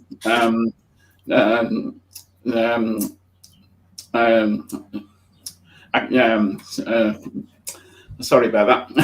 Commonly known as dark matter and dark energy. That's where we get that from. Okay. So 5 mysteries Euclid will help solve. What is the structure and history of the cosmic web? What is the nature of dark matter? How has the expansion of the universe changed over time? What is the nature of dark energy? And is our understanding of gravity complete? Okay, Euclid, or more about Euclid itself. Euclid will be launched on the SpaceX Falcon 9 from Cape Canaveral Space Force Station, I believe on the 1st of July. And originally, Euclid was going to be launched on a Russian Soyuz rocket, but this was changed after the recent invasion of in Eastern Europe, and then Russia, that was cancelled for that particular flight. But this is now being taken up by SpaceX. There's 2 science instruments, the visible wavelength camera, or VIS, and the near infrared photometer and spectrometer called NISP. The Euclid Consortium has delivered to each of the VIS and NISP instruments, and NASA provided the near infrared detectors of NISP. Okay. Euclid will observe a third of the sky. It will measure the shape, position, and distance of galaxies up to out to 10 billion light years. It will create the largest, most accurate 3D map of the universe ever produced. Okay, so Euclid will address 2 core themes of the ESA's Cosmic Vision 2015-2025. What are the fundamental physical laws of the universe? How did the universe originate, and what is it made of? Okay. Yeah, but are they going to explore anything important? Those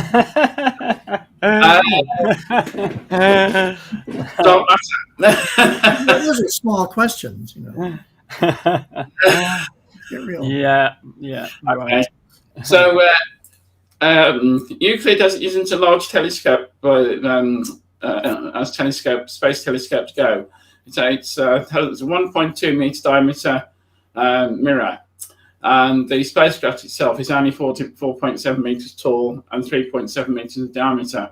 I think, as you can see from the previous slide, it's the actual instruments that are doing the work, of course, and that's where we're going to get the science data from.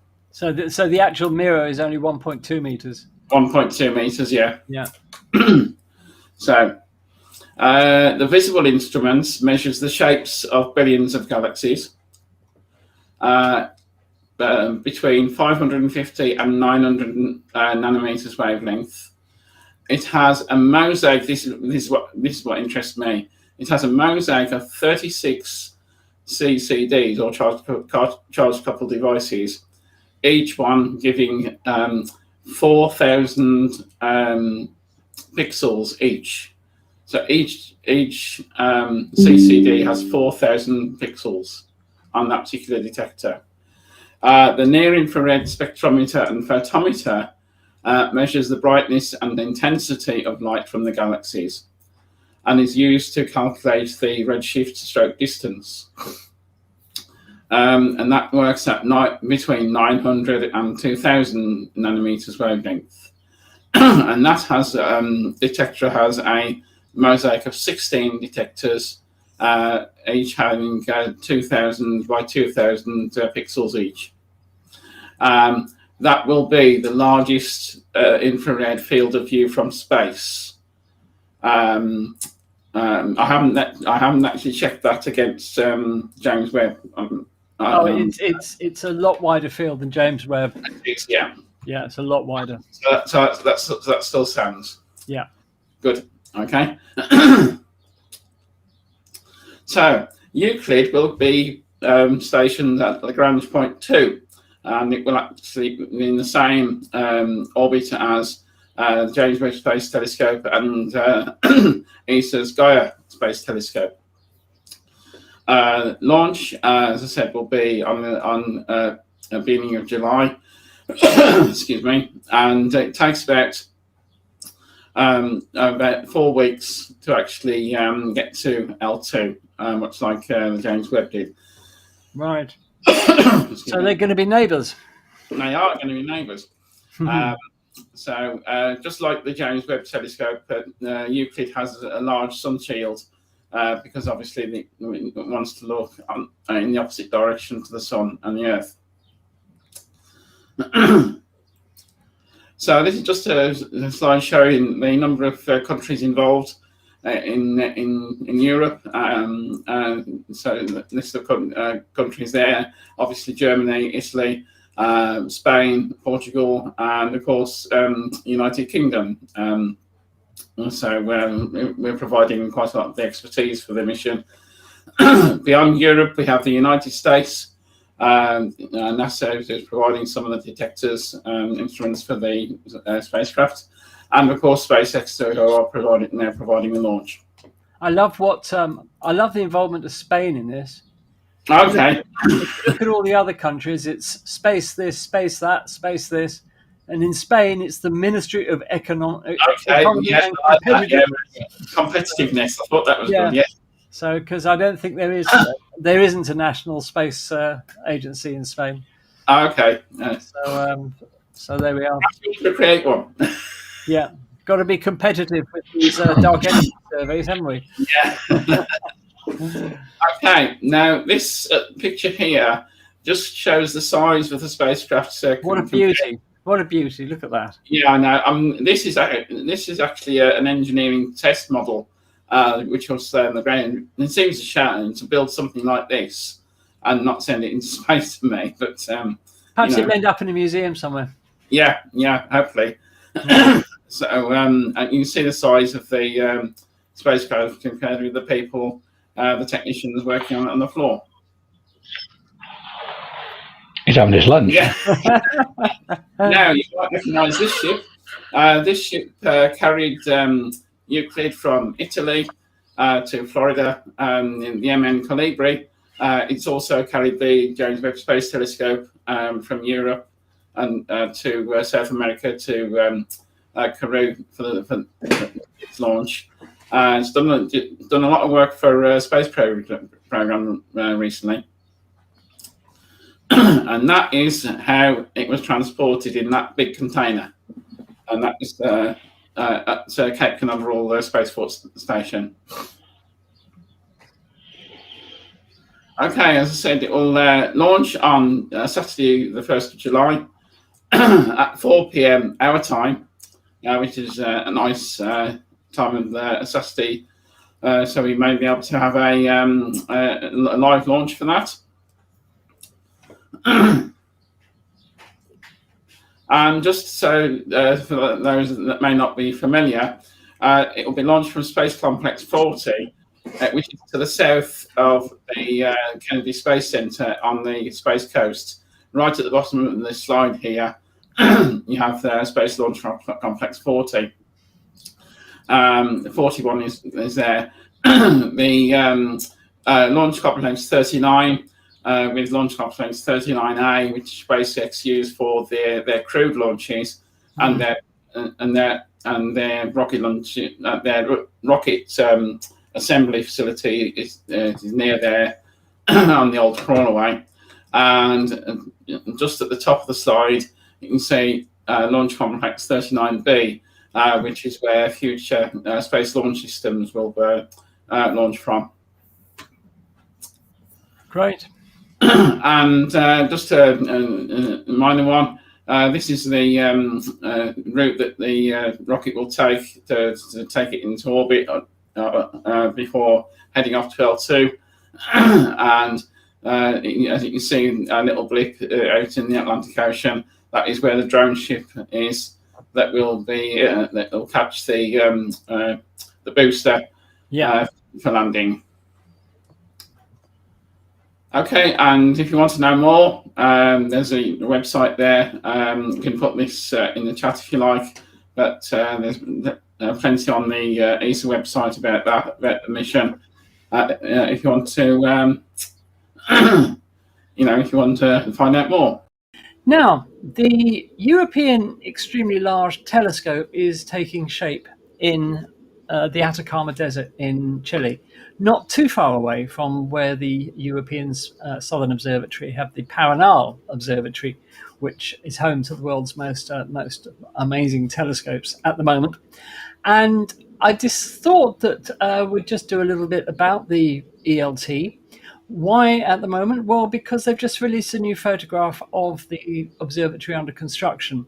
And they don't tend to release these photographs very often. Perhaps they think nobody's interested, but they don't tend to take that many photos of the ELT under construction. But they've released a new one this month, so I thought that might be a nice opportunity to have a look at the what will be, when it's completed, the world's biggest ever telescope, and this being the European Extremely Large Telescope, the world's biggest eye on the sky.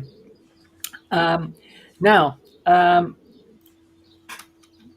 I said, it's being built in the Atacama Desert in Chile, and it's built by the European Southern Observatory as a dazzling new future, and it's being built at Cerro Amazonas in Chile. And just to let you know where it is, that's the Paranal Observatory. There, you can just see the domes on top of the mountain there. And this is what it looks like. There's the famous Paranal Observatory. And Amazonas is not a stone's throw, but it's not that far away. So this will be where the ELT will be, is being built at the moment. Now, just a bit of data about this telescope. It has a main mirror of 39 meters. Originally, the mirror was going to be 42 meters, but Europe discovered that if they dispensed with the outer ring of the mirror segments, because there are currently 798 mirror segments in the main mirror, if they did away with the outer ring of segments and cut the diameter of the mirror from 42 down to 39 meters, they could save nearly €1 billion. So that's what they decided to do. As it stands, the telescope has a collecting area of 978 square meters. Now, all of those 798 mirror segments have to be aligned absolutely perfectly. The tolerance to which they have to be aligned is tens of nanometers, 10,000 times thinner than a human hair across the whole of the mirror. So that is an unbelievable accuracy that they have to achieve. And they have 4,608 sensors across the mirror measuring the relative positions of those segments and correcting them in real time if any get out of alignment. And the primary mirror weighs 132 tons. It's made of a glass ceramic compound called Zero Dur. And the total weight of all the mirrors is 140 tons. So this is a huge project that Europe has undertaken to build the world's biggest telescope. Now, let's have a look at the science goals of the telescope. Firstly, it's going to be used for imaging exoplanets directly and analyzing their atmospheres. And this has never been possible with an earthbound telescope before, but the exquisite light gathering power of the ELT will be enough to enable it to see exoplanets directly and analyze their atmospheres, much as the James Webb is doing at the moment with some of the exoplanets, as we were hearing recently from Roger about the TRAPPIST system. And this is the first time in history that technology of an earthbound telescope has been able to do this. The whole telescope is reckoned to have a resolution 15 times greater than the Hubble Space Telescope. So it just goes to show that putting telescopes in space is a great idea, but the technology for ground-based telescopes has caught up so much that the ELT will have an expected 15 times the resolution of the Hubble Space Telescope, and thus enable it to look at exoplanets directly.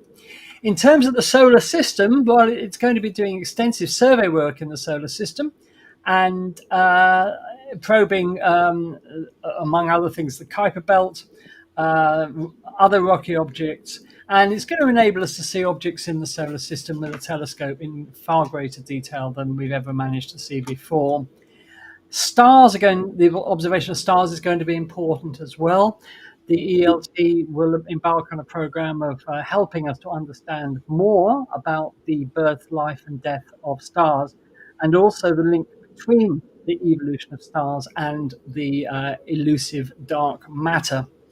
And that hopefully will enable us to answer some fundamental questions. Talking of dark matter, the ELT will also be used to find or identify what the dark matter is.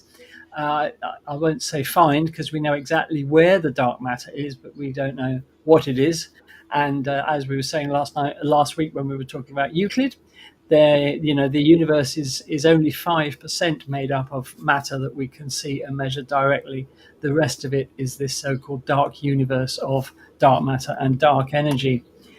Also, the ELT is going to be used to probe some of what are considered constants in the universe, the so-called physical constants.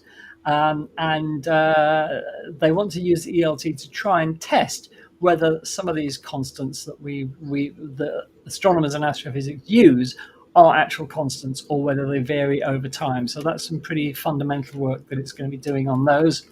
And of course, expect the unexpected, because they will undoubtedly be things that the ELT discovers that we had no idea were there at all. So that's a big science program ahead of the ELT. Let's look at the telescope itself in a little more detail. The telescope is made up of a 5-mirror system. As we said, a 39-meter segmented mirror of 798 fragments, then a 4.2-meter diameter secondary mirror that the light goes to next. Then there's a thing called a tertiary mirror, which is 3.8 meters in diameter. Then it goes to a 4th mirror, which is a flat mirror of 2.4 meters. Then it goes to a 5th mirror, measuring 2.7 by 2.1 meters. And then the light exits to the right of the telescope to the science instrument platform, where there will be lots of very, very advanced scientific instruments used to analyze that light. So it's quite a complex optical system, but this is what the astronomers and the engineers have come up with. Sounds like a complicated collimation job. Yeah, I would think so. Yeah, I hope they've got a laser or something handy to collimate that. And if you want to know what a 39-meter mirror actually looks like, they've done using these sort of cardboard hexagons. They laid this out to show you just how vast that primary mirror actually is. That's quite an amazingly large mirror. Amazing. And if you want to know how big the observatory will be, well, this is the observatory compared to Big Ben. So as you can see, it's big, and if you want to get a comparison for landmarks in your country, go to the website of the European Southern Observatory, and they've got the observatory compared to lots of other landmarks around the world. But as you can see, it's going to be it's going to be absolutely enormous. Here's a very short video where we fly into the ELT by the wonders of computer graphics. And I just think this is going to be like a huge cathedral of astronomy. That's the only way you can describe it. It's the size of a cathedral. So let's take a flight into the ELT.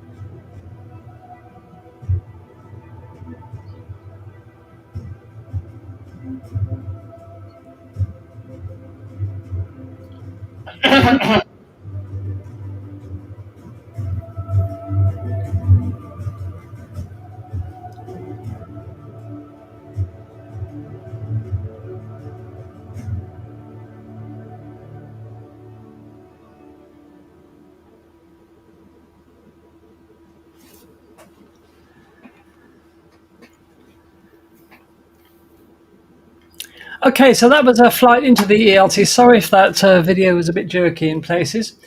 The first step in building this massive observatory was blowing the top off a mountain and lowering the top of the mountain by 40 meters to create an area to build the observatory on. This happened on the 19th of June 2014. So that was the explosion blowing the point of it off the mountain. And then the top was flattened. The access road up to it was built, which obviously took a while. And the foundations were dug by October 2018. Then the foundations for the steel rebar for the dome and everything was put in September 2000 by September 2019. This was the picture in January 2022. The whole project, of course, got delayed by the COVID epidemic. So work had to stop for a while. But as you can see, by January 2022, they were making good progress. And this was November last year. And then the most recent photograph from the site, taken this month, you can see that they've moved on astoundingly well. So this is what the ELT now looks like. And the first light of the telescope, because of the delay for COVID, it was originally going to be 2025. It's now set for 2028. So there you are. So that is the extremely large telescope. And it's stunning, guys, isn't it? I mean, the sheer scale of it is just absolutely unbelievable. Yeah, as you say, I'm just imagining because it's got that adaptive optics thing within it, where all the mirrors have got actuators underneath them, and they fire a laser into the sky, and of course it adapts to what the actual atmosphere is doing so fast. I mean, it's an amazing piece of kit. It's absolutely fantastic. I did a little calculation from what you were saying about Hubble resolution. Yeah. And it turns out that with the adaptive optics, it will have a spatial resolution of 0.00093 arc seconds. Wow. Well, that's not very good, is it? We could do better. Never satisfied, Daz. There's always room for improvement. Can you compare that? Andy, Sorry? you were talking about the outer mirrors that taken to make it 39 meters, and there was another telescope called the Overwhelmingly Large Telescope. Yeah, the owl. Yes. Owl. Yeah. I like the acronym. Followed by the ridiculously large, the RLT. Isn't that? Okay. Yeah. I always thought Shouldn't the owl one be at Hogwarts? Oh, very good. Very good. I always thought they should have made one called the Superb Owl or Super Bowl. So that would have been good. In terms of resolution, Luke, can you compare that angular resolution to something? What was it for the James Webb, for example? Anybody remember? James Webb is, of course, it's wavelength dependent, right? Yes, of course. Right? But the number that's often given, I think, is 0.032 arc seconds. So, and Hubble would be 0.014. Actually, a little better, but again, it's wavelength dependent. Wavelength dependent, yes. Yeah, sure. There we are then. So, we're looking forward to the ELT. Can't wait to see the results from that. As I said, it's going to see first light now in 2028 if all goes well. I would love to have that on my bucket list, to pay that a visit, just to stand in that dome. I mean, can you imagine what it must be like? I'll come with you, Andy. Yeah, well, that's it. That's a date then, Michael. We'll do it. We'll do it. We need yeah. more coffee money. Ian says he can't. Lots of coffee money for Ian that. says he can't wait till the BLT. Ah, yes, absolutely. Yeah. So The BLT. Yeah, Ian wants a BLT. So, if you're wondering, viewers, how that whole adaptive optics system works, see, the thing is, up in the high atmosphere, there's a layer of sodium atoms, and if you shine a laser at the sodium atoms, they fluoresce under laser light, and in the sky, it looks like an artificial star. Now, the big problem with telescopes, as we all know as astronomers, is that the atmosphere never stands still, that it's got currents of air moving about continuously, which spoil the viewing. So there's another small telescope which will look at those artificial stars, and the ELT will have 8 lasers, so it will create 8 artificial stars. And they will be monitored in real time, and the movement of the atmosphere counteracted by applying a signal to each of the actuators that are behind each individual segment of that mirror.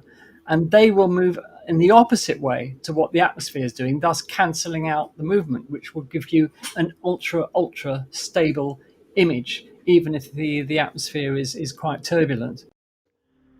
Welcome to another in the series of astronomy basics videos from Space Oddities. In this video, we'll be asking the question, what is a galaxy? Just as the Earth's population is clustered into cities, so stars cluster in galaxies. They are the cities of the universe. A galaxy is an immense metropolis of stars numbering millions or billions. There are an estimated 2 trillion galaxies in the universe. Between the galaxies there is just cold, dark, empty space, devoid of stars, stretching for perhaps millions of light years in every direction. Stars in a galaxy, like the one shown here, orbit its centre, held in the eternal grip of gravity. Galaxies themselves may also cluster, as shown here in this NASA image of Stephan's quintet, a galaxy cluster imaged at infrared wavelengths by the James Webb Space Telescope. Gravity draws the galaxies together into complicated dances. As with skaters on a packed ice rink, collisions are inevitable. However, the encounter takes place over millions of years, during which time the galaxies slowly merge to form one single giant galaxy in a series of elegant dances, choreographed by gravity. All these images show galaxies at various stages of merging, pulled into twisted, distorted shapes by their mutual gravity. While these might seem like giant cosmic catastrophes, in reality space is so vast and the distances between stars so enormous that collisions between individual stars are extremely rare.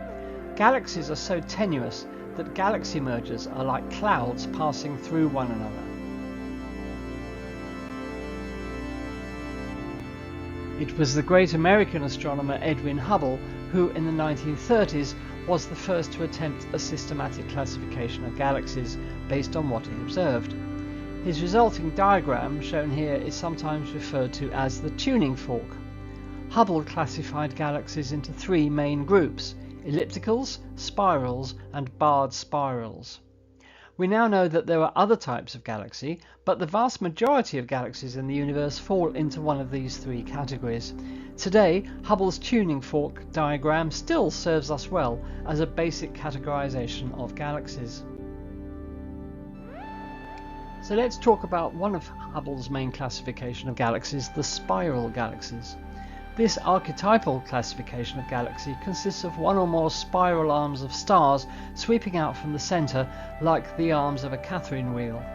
At the centre of the galaxy is a bright core of stars separated from each other by astronomically small distances, perhaps 10 million stars per cubic parsec, 1 parsec being 3.23 light years. This core of stars forms a sphere-like structure at the centre of the galaxy called the galactic bulge. This means that the galaxy in profile resembles 2 fried eggs stuck back to back. Right at the very centre of most galaxies is a supermassive black hole, which may possess millions or even billions of times the mass of our Sun. There is a direct linear relationship between the mass of the galactic bulge and the mass of the supermassive black hole, but what this relationship signifies is as yet unclear.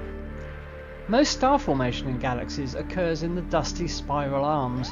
When we look up into the night sky from a dark location free from light pollution, we see one of those spiral arms of our galaxy arcing overhead as a ghostly cloud, a river of light made up of countless stars. This we call the Milky Way. Now this can be confusing, as our entire galaxy is also called the Milky Way. When we see the Milky Way in the sky, we are looking inwards towards the middle of the galaxy. The actual centre of our galaxy lies in the constellation of Sagittarius. Another of Hubble's classifications is barred spiral galaxies.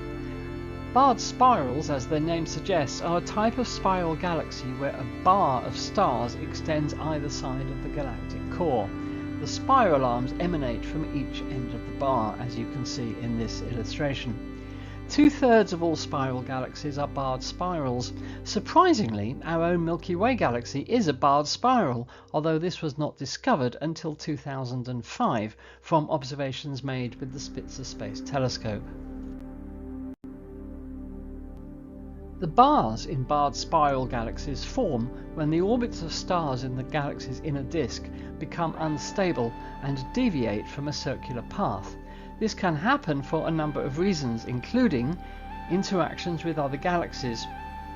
When two galaxies merge or even just pass close to each other, the gravitational forces can disrupt the orbits of stars in both galaxies. This can lead to the formation of a bar in one or both galaxies. Disk instability. The disk of a spiral galaxy is constantly rotating. This rotation creates a centrifugal force that pushes stars outward. However, the gravity of the galaxy's central bulge pulls stars inward. If the centrifugal force is not strong enough to balance the gravitational pull, the disk can become unstable and form a bar. Gas accretion. Spiral galaxies are constantly accreting gas from their surroundings. This gas can fall into the galaxy's disk and spiral inward towards the centre. As the gas falls in, it can lose energy and cause the stars in the disk to slow down, and this can lead to the formation of a bar. Once a bar forms in a spiral galaxy, it can grow over time by attracting more and more stars into its orbit. The bar can also drive the formation of new stars in the galaxy's centre. This is because the bar can channel gas and dust towards the centre, where it can collapse and form new stars. Bars play an important role in the evolution of spiral galaxies. They can help to distribute gas and dust throughout the galaxy, and they can also drive the formation of new stars. Bars may also be responsible for the formation of active galactic nuclei, or AGNs, which are regions of intense star formation and black hole activity at the centres of some galaxies. The main features of an elliptical galaxy are an elliptical shape. Elliptical galaxies have a smooth ellipsoidal shape. They can range from being almost perfectly spherical to elongated ovals. Little gas and dust. Elliptical galaxies contain very little gas and dust. This is because most of the gas and dust in these galaxies has already been consumed to form stars. Old stars. Elliptical galaxies are primarily populated by old stars. These stars are typically red and low mass. Random orbits. The stars in elliptical galaxies have random orbits. This means that they do not move in a disk or spiral pattern, as is the case in spiral galaxies. Large size. Elliptical galaxies are typically very large galaxies. Some of the largest galaxies in the universe are elliptical galaxies. Preferential location in galaxy clusters. Elliptical galaxies are more likely to be found in galaxy clusters than in the field. High luminosity. Elliptical galaxies are also typically very luminous galaxies. This means that they emit a lot of light. Central supermassive black holes. Elliptical galaxies are thought to contain a supermassive black hole at their centres. The mass of the black hole is correlated with the mass of the galaxy. It is believed that elliptical galaxies form as the result of collisions between two or more galaxies. In the distant future, perhaps in about 4 billion years, our own galaxy and the Andromeda galaxy will collide, merge and form an elliptical galaxy, their graceful spiral forms completely disappearing over millions of years, consumed and torn apart by gravity's relentless maw. This is why elliptical galaxies contain very old stars. They are remnants from the galaxies which collided. Elliptical galaxies with their paucity of gas are incapable of giving birth to new stars. This is elliptical galaxy M87 in the constellation of Virgo, some 53 million light-years away. Emanating from its centre is a jet of plasma extending for 5,000 light-years. This jet originates from a supermassive black hole at the centre of the galaxy. In 2017, the Event Horizon Telescope managed to image the black hole in an incredible feat of technology and ingenuity. The radio image of the M87 black hole was on front pages around the world and has since become iconic and will no doubt be written into the history books as our first definitive proof that black holes exist, all evidence of such having hitherto been circumstantial. Well, apart from the main Hubble classifications of galaxies, there are other types. Dwarf galaxies usually comprise just a few million stars and are tiny in comparison to other types, hence their name. They are often found orbiting spiral galaxies, such as the 50 or so found around the Milky Way. Ring galaxies are very rare and comprise a ring of stars surrounding a bright central core. It's not known at present how they form. Irregular galaxies are amorphous galaxies having little or no structure. It's possible they may be the results of galactic collisions. Lenticular galaxies are lens-shaped, hence their name.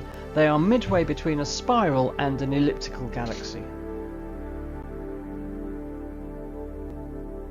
There is much we do not know about how galaxies form and evolve.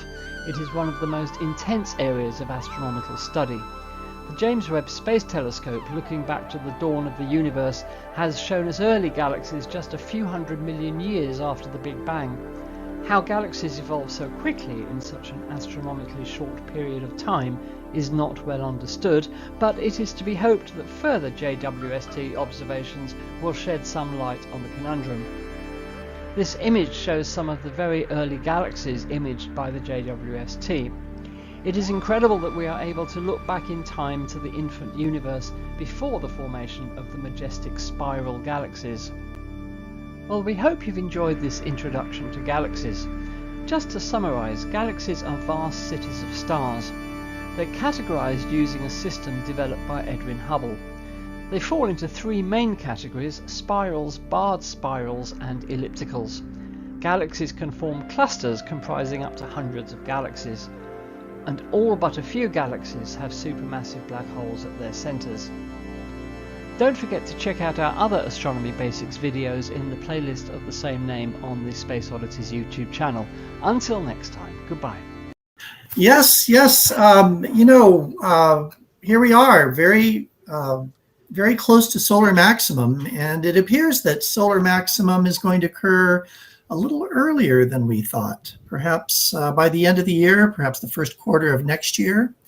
And of course, this is a time where there's a lot of solar activity, a lot of coronal mass ejections and flares, sunspots galore, and if you're living in the right places, aurora, not to mention the threat to astronauts, but we won't go there just yet. So we thought it would be good to talk about the sun a little bit, and it turns out that you can understand an awful lot about the sun if you just understand sunspots. Okay, so we're going to talk about the sun today, and this may be a little bit long. We may have to cut this and turn it into a two-parter, but let's give it a go. Let's see where we end up here. Okay, so here's the sun that you might expect to see if you have a small backyard telescope with an appropriate solar filter. That's our disclaimer, with an appropriate solar filter. And the sun will look different colors depending on the filter. Daz already kind of walked us through how nobody really knows what color the sun is. There are different correct answers. But one of the things that you can see in this image is that the edges of the sun are dark, right? And this is actually real. This is called limb darkening. And it has to do with the fact that the sun is gaseous. And so you can see through parts of it at different depths. And some SOME light gets through at the upper regions and less light as you move down. So this is actually a real image. And if you look on the bottom, you can see a tiny sunspot there. Okay. And this is we've only understood this for about 400 years when Galileo saw sunspots on the sun and he said, there are spots on the sun. And the church said, no way, there are no spots on the sun. The sun is pure and pristine. And Galileo proved them wrong, which probably wasn't a good thing to do. But dangerous thing to do. The rest is history, as they say. Yeah. Here's a little bit better image of the sun. Again, this is in what we call white light. In other words, all the colors of the spectrum that our eyes can see kind of mixed together to produce a white image. And so now we can really see some sunspots. And you'll notice that they have structure. They have different densities. There's a dark inner portion and a lighter outer portion to these sunspots. You might even notice that they tend to occur in pairs. Well, this is all very important information because it helps us understand sunspots. And we're gonna figure out why all this is true in just a few minutes. I think this was supposed to be a video, actually. So I'm not sure what to do with this. I think I'll just move on because it doesn't do what I want it to do. The sun never does. It does, yes. They're like comets or cats. Yes. Or Perseid. Here we see 6 images of the sun, right? And these are 6 perfectly good images that all look completely different. And most of the reason for this is that the sun and all other objects in the universe look very different depending on the wavelength of light that we use to view them in. In the upper left, we have X-rays. The sun in X-ray, this is taken, of course, above the atmosphere because X-rays are absorbed by our atmosphere, which is a really good thing. And so we're seeing very hot regions of the sun. We're seeing into the corona of the sun that can reach 1.5 million degrees centigrade. Further just to its right in the blue there, by the way, these are colors we made up because we can't see these colors. We see the sun in ultraviolet light, again, from above the atmosphere because very, very tiny amounts of UV radiation make it to the surface of the Earth. So here we're seeing a little bit lower down into the atmosphere, a little cooler. We see a white light image, or V for visual image, on the far upper right. A hydrogen alpha image down below. This is just a very specific form, very restricted format of red light that deals with a transition of electrons in the hydrogen atom. And then infrared and radio. And so the point here is that objects in space look different depending on the wavelength of light that you're using to view them in. In fact, objects on the Earth look different. Well, here's an image of the sun, right? If you're an amateur astronomer, perhaps even if you're not, this is an image of the sun with the moon right in front of the sun, causing a total solar eclipse. So you see the moon is very dark here, and on the outside you see the very soft, tenuous solar corona that you can't see normally because the sun, the photosphere of the sun is just too bright. But look carefully. You can see some structure in the corona. And that structure is reflective, is evidence of the sun's global magnetic field. The particles in the solar corona, many of them are charged particles, and so they are attracted to magnetic field lines. And that's what you see here. The corona is glowing, being attracted to the field lines, and so that gives us that allows us to see some of the sun's magnetic field. That's important for our understanding of the sun and sunspots. So hang on to that. So I've given a lot of talks about the sun, and sometimes they just get so esoteric. And so it occurred to me one day that if you just understand 5 things about sunspots, you can basically understand the entire sun and how it works. So 5 things about sunspots. They're dark, as we have seen. They're cool. So I have Joe Cool on the right-hand side there to remind us. They're highly magnetic. They're associated with solar storms, coronal mass ejections, and flares. And the number one thing to understand about sunspots is they come and go in cycles. So you have the bicycle down there for the, Don't give up your day job. Can remind us. So we'll just go on for now. Okay. When we look carefully at sunspots, and this bottom image, by the way, is a ground-based image from a solar observatory, maybe National Solar Observatory, we see that it has structure. It has a dark inner portion and a lighter outer portion. The umbra is the inner portion, the penumbra is the outer portion. And outside of that, we see the bubbling, I'll call it the surface of the sun. It's the what we generally call the surface of the sun, the photosphere, as heat is rising, the sun trying to equilibrate with its surroundings, get rid of its heat that's being generated in the core. So sunspots definitely have structure, and we're going to talk about why. Here's another image of a sunspot up close, just like the one we saw before.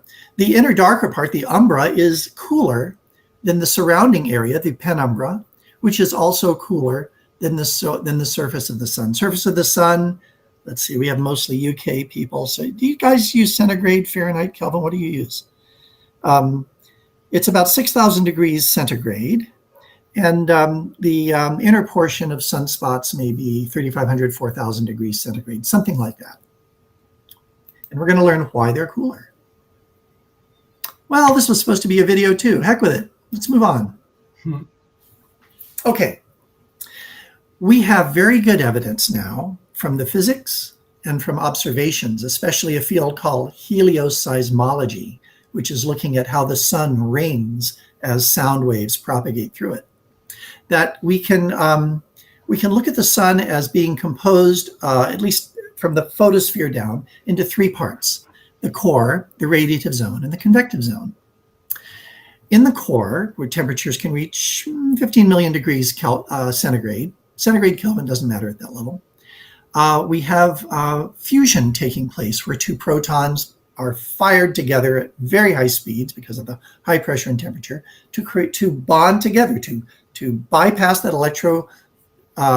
repelling force and actually fuse together. This cannot happen in classical mechanics. And all of the physics that we learned in up to the 1800s, this cannot happen. But we know now through quantum physics that this does happen. So that produces the gamma ray photons that begin in the core of the sun.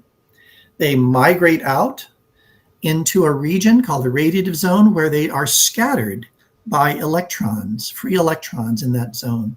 And they're scattered so much, just kind of like a drunk man's walk, if you've heard of that, that it takes on average, statistically, about 100,000 years for that single gamma ray photon to get out of that radiative zone of the sun. 100,000 years. As you move out from the center, it gets cooler and cooler and cooler. And so all of a sudden, you can form atoms. You can have electrons kind of hanging on to nuclei. And as things cool, the most effective means of heat transport is convection. And so they form these convective cells that rotate. And those gamma ray photons hitch a ride on those convective cells, reach the surface of the sun, and then it's 8 1/3 minutes to get to the Earth. Okay. We know sunspots are dark. I've told you they're magnetic, but how do we know? One of the ways we know is that we see a quality when we look at the spectra of sunspots. We see a quality called Zeeman line splitting. Zeeman line splitting. And it means that spectral lines in the presence of very powerful magnetic fields will split into 3 parts. And we see this visually here of a spectrum where a spectral line has split. That is observational evidence that these sunspots are very magnetic. And the reason they're magnetic is that the sun rotates. But it doesn't rotate like a solid sphere. It rotates like a kind of gloppy, gas. And so the equator of the sun rotates once every 27 days or so. And it's rotating faster than the upper and lower latitudes. So the magnetic field of the sun gets dragged around time after time, month after month after month, until it gets really tangled. You might imagine having if you knit, I don't know how many of you knit, but if you have a big piece of yarn and it's all kind of, clumped together, and you throw it in the bottom of your closet, that piece of yarn might have a little piece of yarn sticking up over all the rest of them, just a little piece. And that in the sun would be a sunspot. And since that little loop of magnetic field is looping above the sun, you have one side and the other. You have a north and a south pole, because magnets have north and south poles. There are no magnetic monopoles. So the sun is sunspots are magnetic, and this is really important. Just an image of the sun in ultraviolet light, showing many, many active regions on the sun. You can even see little loops. If you look on the edges of the sun here, you can see little loops of this plasma.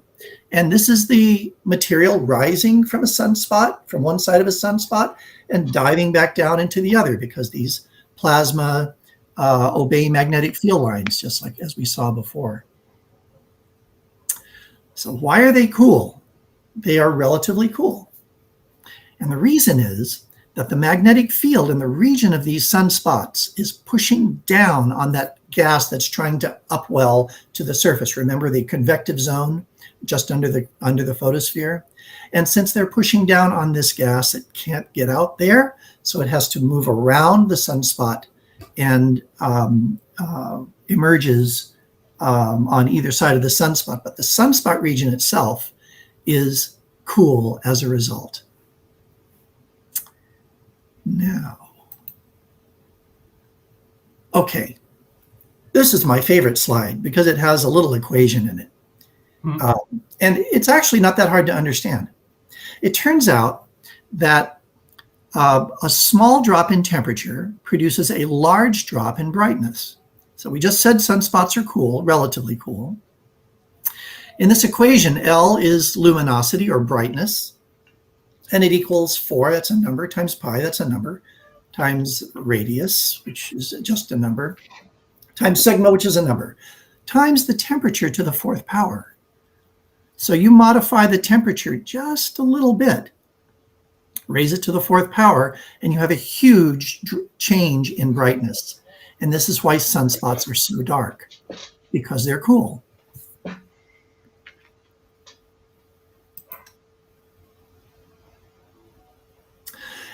It also turns out that solar storms, and we're seeing a lot of solar storms these days because we're very near solar maximum, solar storms tend to occur around large sunspot regions.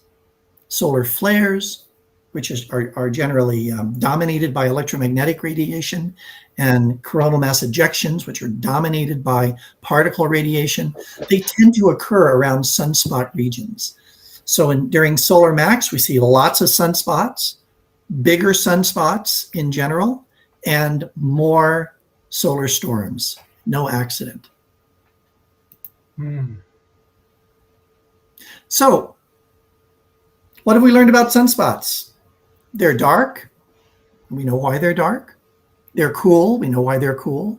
They're magnetic. We've seen evidence of that. They're associated with solar storms, just because I told you.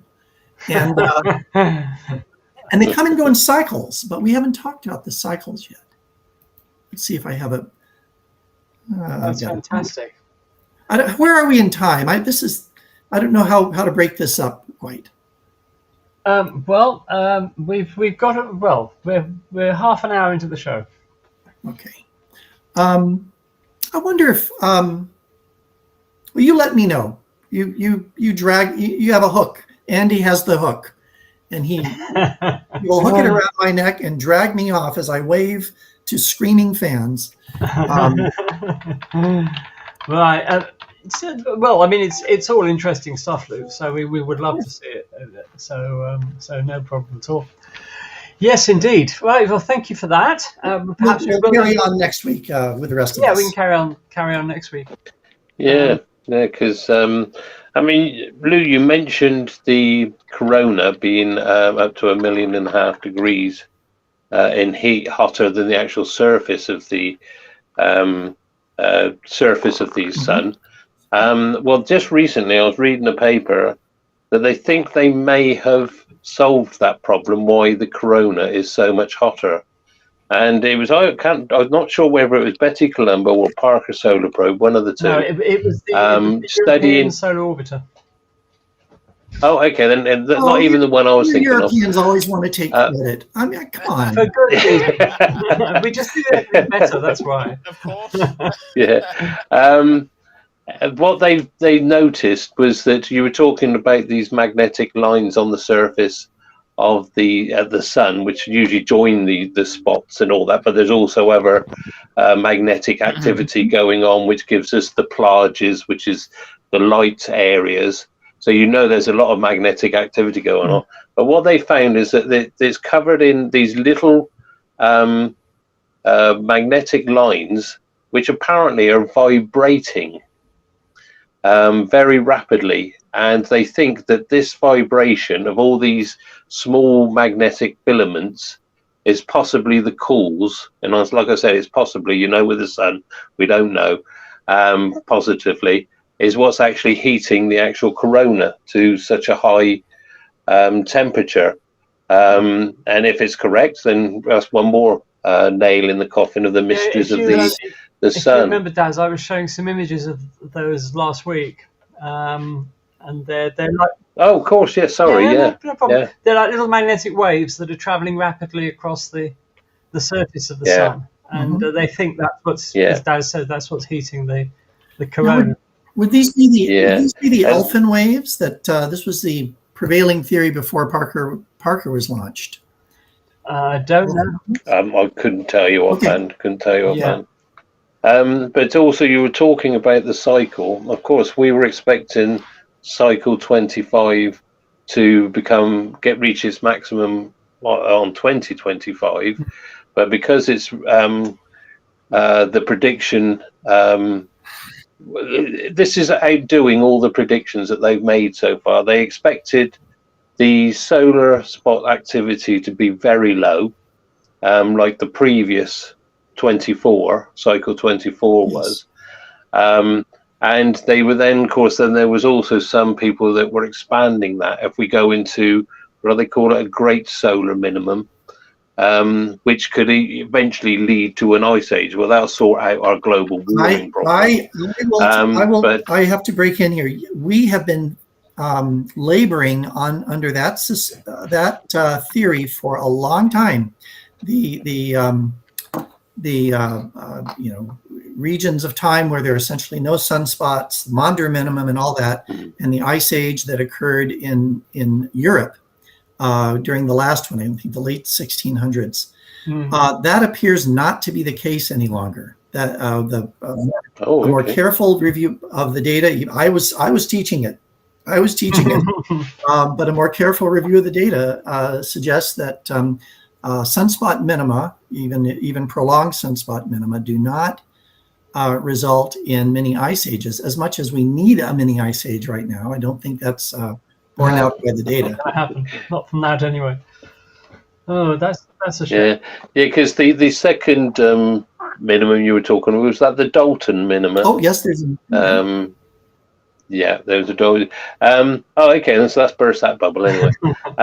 But of course, we've got an average of these cycles is 11 years, but they can vary to be as short as 8 years and up to 14 years, I think it was. So the 11-year is an average, and of course, if we're going to go to maximum the end of this year, because the solar spots have appeared a lot more than we were expecting, and so much quicker. That because if you see a graph, you can see there's a little hump, and the 25th of 2025 was the maximum. Then it's supposed to come back down again. The actuals, if you look at what the actual sunspots have gone, it's actually above the line and climbing still at this very moment. So if we do go to a maximum at the end of this year, it would be interesting to see whether that means we're going to get a very long decline to a minima to cover sort of like more towards the 11 years, or we're going to have a very short cycle. It's fascinating to see it actually pan out, how it's actually going. So it just goes to show that we really, although we know a lot about the sun, we don't know enough to predict anything at the moment. So yeah, it's, as you said, it's very, very interesting. The problem is that there are two ways that we can make predictions outside of Ouija boards. One is to look at the previous behavior of the sun, right? And we had seen that the solar maximum had been declining over the previous cycles. The other, which would be much more accurate, would be to actually understand the solar cycle, why it is the way it is and what drives it. I mean, there's some thinking that gas moves latitudinally and dives down to the tachocline region below the photosphere and all this stuff. And we don't really understand it. But if we understood the physics well, then we would be able to predict with better accuracy. And we just don't yet. No.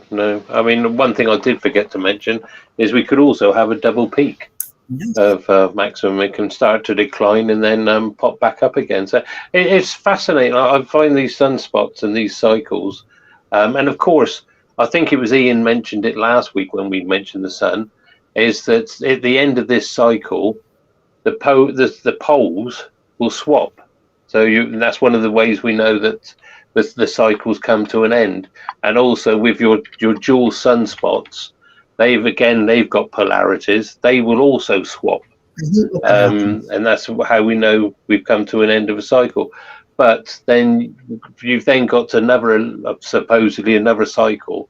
And I think really we need to look at not the 11-year cycles, but the 22-year cycles when things have changed, because there has been some predictions that what they call a south lead cycle tends to have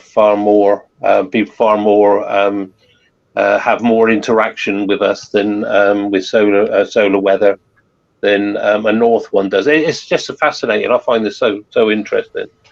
And if anybody wants to know a little bit about, I mean, Lou's done a wonderful job as regards telling us about the sunspots. If you look at on the YouTube and look at our the presentation, which was does the solar cycles interact with earthquakes and volcanoes on Earth, have a look at that, and that'll give you a brief description of how these cycles work. So, and can I just say as well that sunspots are not unique to the sun. We have actually observed them on the surface of other stars.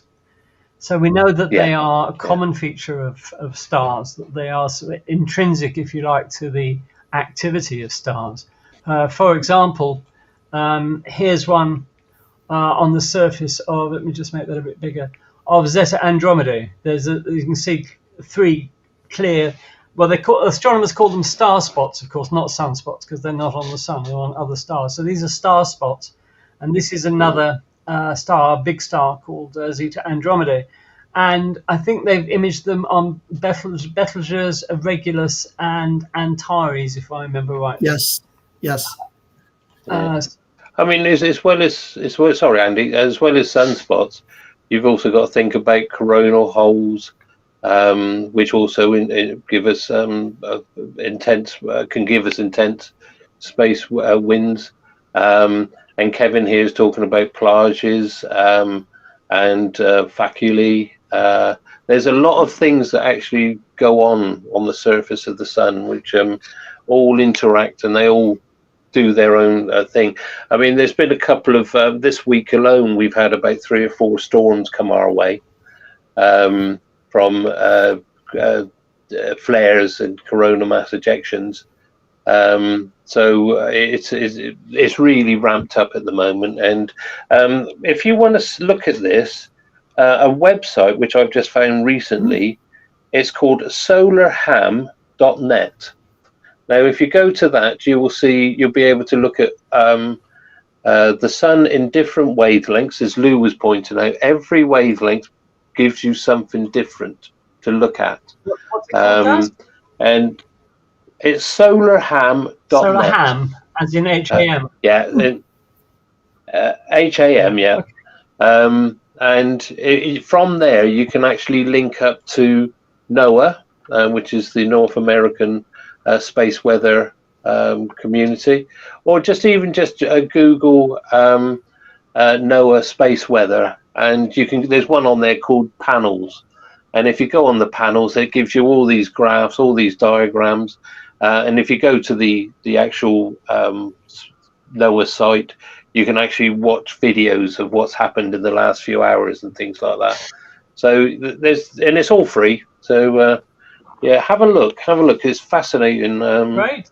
You can spend hours on it. Anyway, I'm waffling now. So what sorry. we'll do now? Yeah, lovely talk, Lou. Lovely. What we'll do now? We will move celestial objects a bit closer to home. We'll move from the sun to the moon.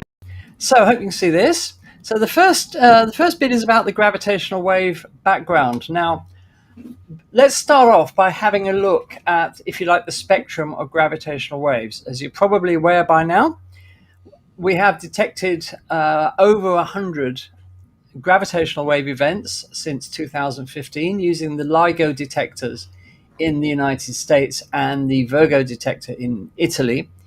Now, here we have a scale showing you the frequency of the gravitational waves, what type of objects we can detect at those frequencies, and how we can detect them. So the first thing to say is that between the 1 and 100 hertz frequency, this is what we've been observing out at the moment, and this has enabled us to detect merging black holes, colliding neutron stars, collisions between neutron stars and black holes. And this is the limitation, if you can call it that, of the LIGO and Virgo detectors. They're observing in those sort of frequencies. So these are really quite high frequency observations. The instruments are tuned to detect gravitational waves at those frequencies.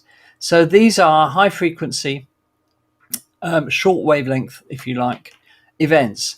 But there are other types of gravitational waves in the universe which are much lower frequency with a much longer wavelength. And in particular, we're talking about the merging of supermassive black holes at the hearts of galaxies.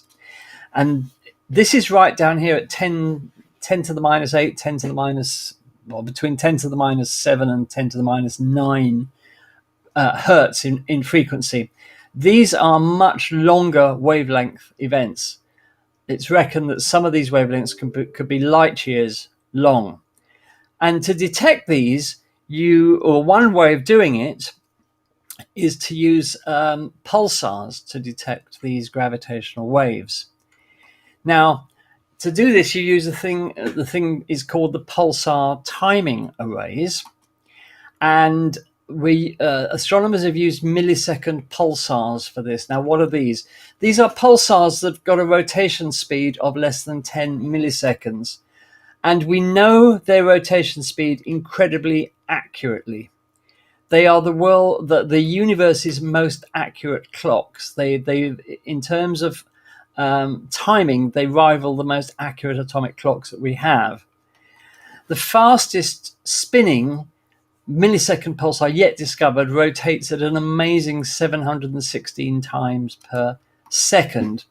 And they thought to spin at that speed because they've been accumulating material from a companion star, which has the effect of speeding up their rotation. But the important thing is here, they are incredibly accurate clocks. Now, astronomers have used 68 of these, all at different distances from the Earth. And as the pulsars spin, these lighthouse-like beams of electromagnetic radiation, be they X-rays or radio, flash in the direction of the Earth so that we can see them. Of course, this is greatly slowed down because these are millisecond pulsars. They're rotating once in less than 10 milliseconds. But I didn't manage to find an animation that would show you that rotation speed, funnily enough. So these are 68 pulsars at different distances from the Earth. And we know exactly, to an incredible accuracy, many, many, many decimal places, exactly how long they take to spin once. So what happens is that you have a gravitational wave which passes through the universe, and this has the effect of delaying or advancing the time at which the pulsars, the signals from these pulsars actually arrive. And by working out exactly how long these signals are advanced or delayed, you can learn something about the gravitational wave that has passed through the universe that has actually done that. Now, look at it another way. Here we have a graphic showing the Earth surrounded by these millisecond pulsars. Far off in the universe, as we know, there are galactic collisions between galaxies, where the two black holes, one in each galaxy, or in some cases more than two galaxies collide, in which case it'd be three, they come together and slowly begin to orbit each other at the center of the galactic merger. Now, they probably orbit each other for, many, many, many thousands of years, but they inexorably come closer together. And as they do, because they're accelerating around each other, they radiate gravitational waves, because anything that accelerates in the universe generates these gravitational waves. How do we know that this happens at the center of galactic clusters with these supermassive black holes? Well, we can actually see it. Here you have an X-ray image of the center of a galactic merger 400 million light years away, and you can see clearly here that there are two superheated disks of material showing up in X-rays, and if they weren't that hot, we wouldn't be able to see them in X-rays. And these two disks surround supermassive black holes.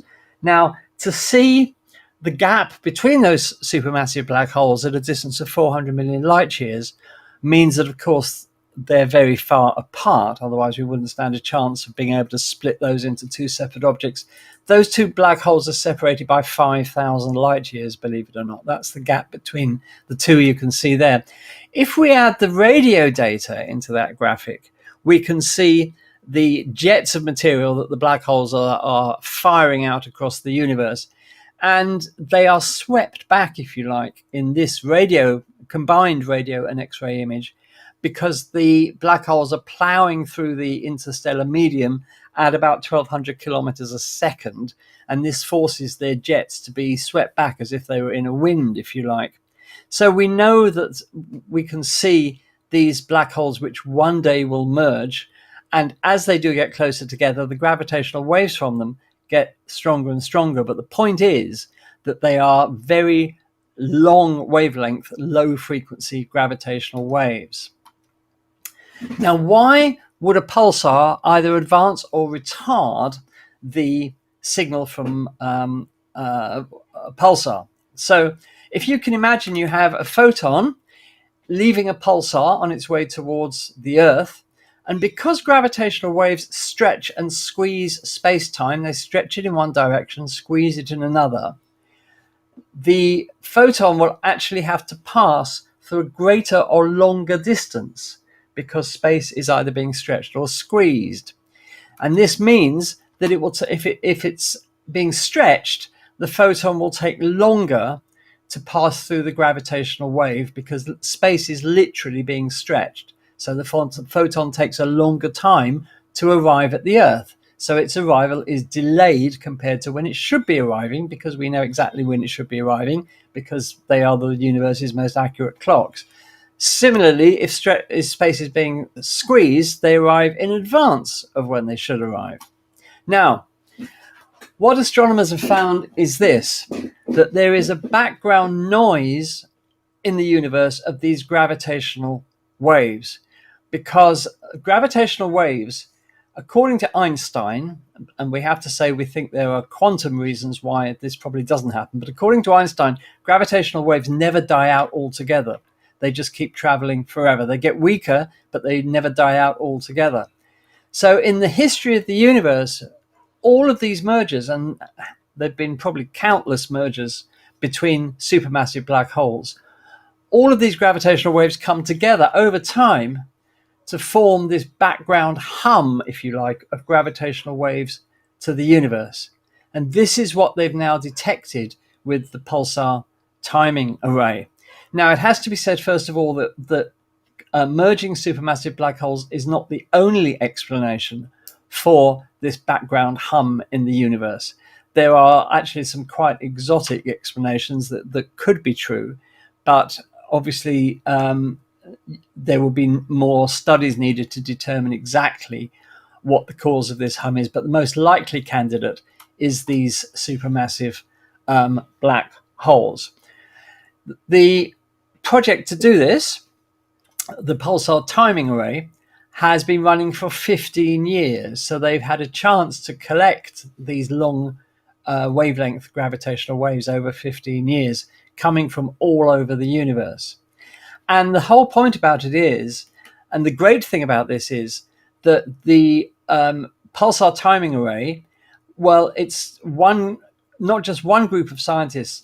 There have been similar experiments going on using pulsars, but using different pulsars in India and other places. And there are several groups that have now all come up with exactly the same results, that there is this background gravitational wave hum, if you like, to the universe, which means that the Earth is being bathed in these gravitational waves all the time, and everything on the Earth, including you, of course, including everything on the Earth as well as the Earth itself, is being stretched and squeezed all the time by these gravitational waves. Now, you won't feel it, of course, because the difference in size of being stretched and squeezed is about 1,000th the diameter of a proton.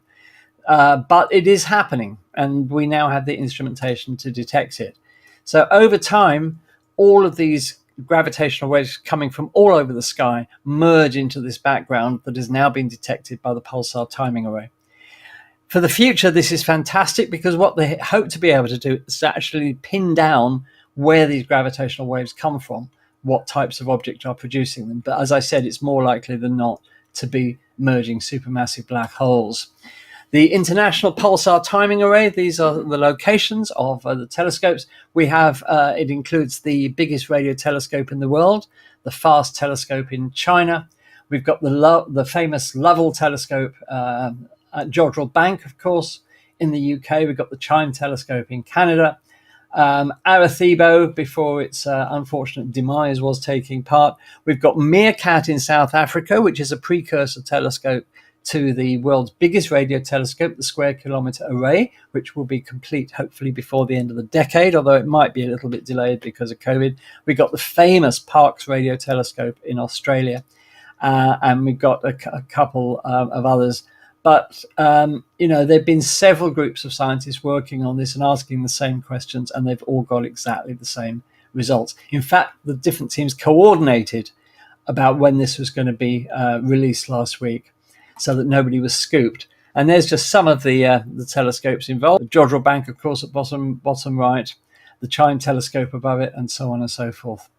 So that was the announcement. We finally detected this gravitational wave background in the universe, and the future for gravitational wave astronomy, which is, let's not forget, only 8 years old as a science, it's already detected this. And this science of gravitational wave astronomy, the first time we've been able to observe the universe in anything other than light electromagnetic radiation, has advanced amazingly in 8 years. And the two LIGO detectors, or the three LIGO detectors, I should say, the two LIGOs in America and the Virgo detector in Europe are now back online, working together. They came online the last week of May, and they have made lots of detections already.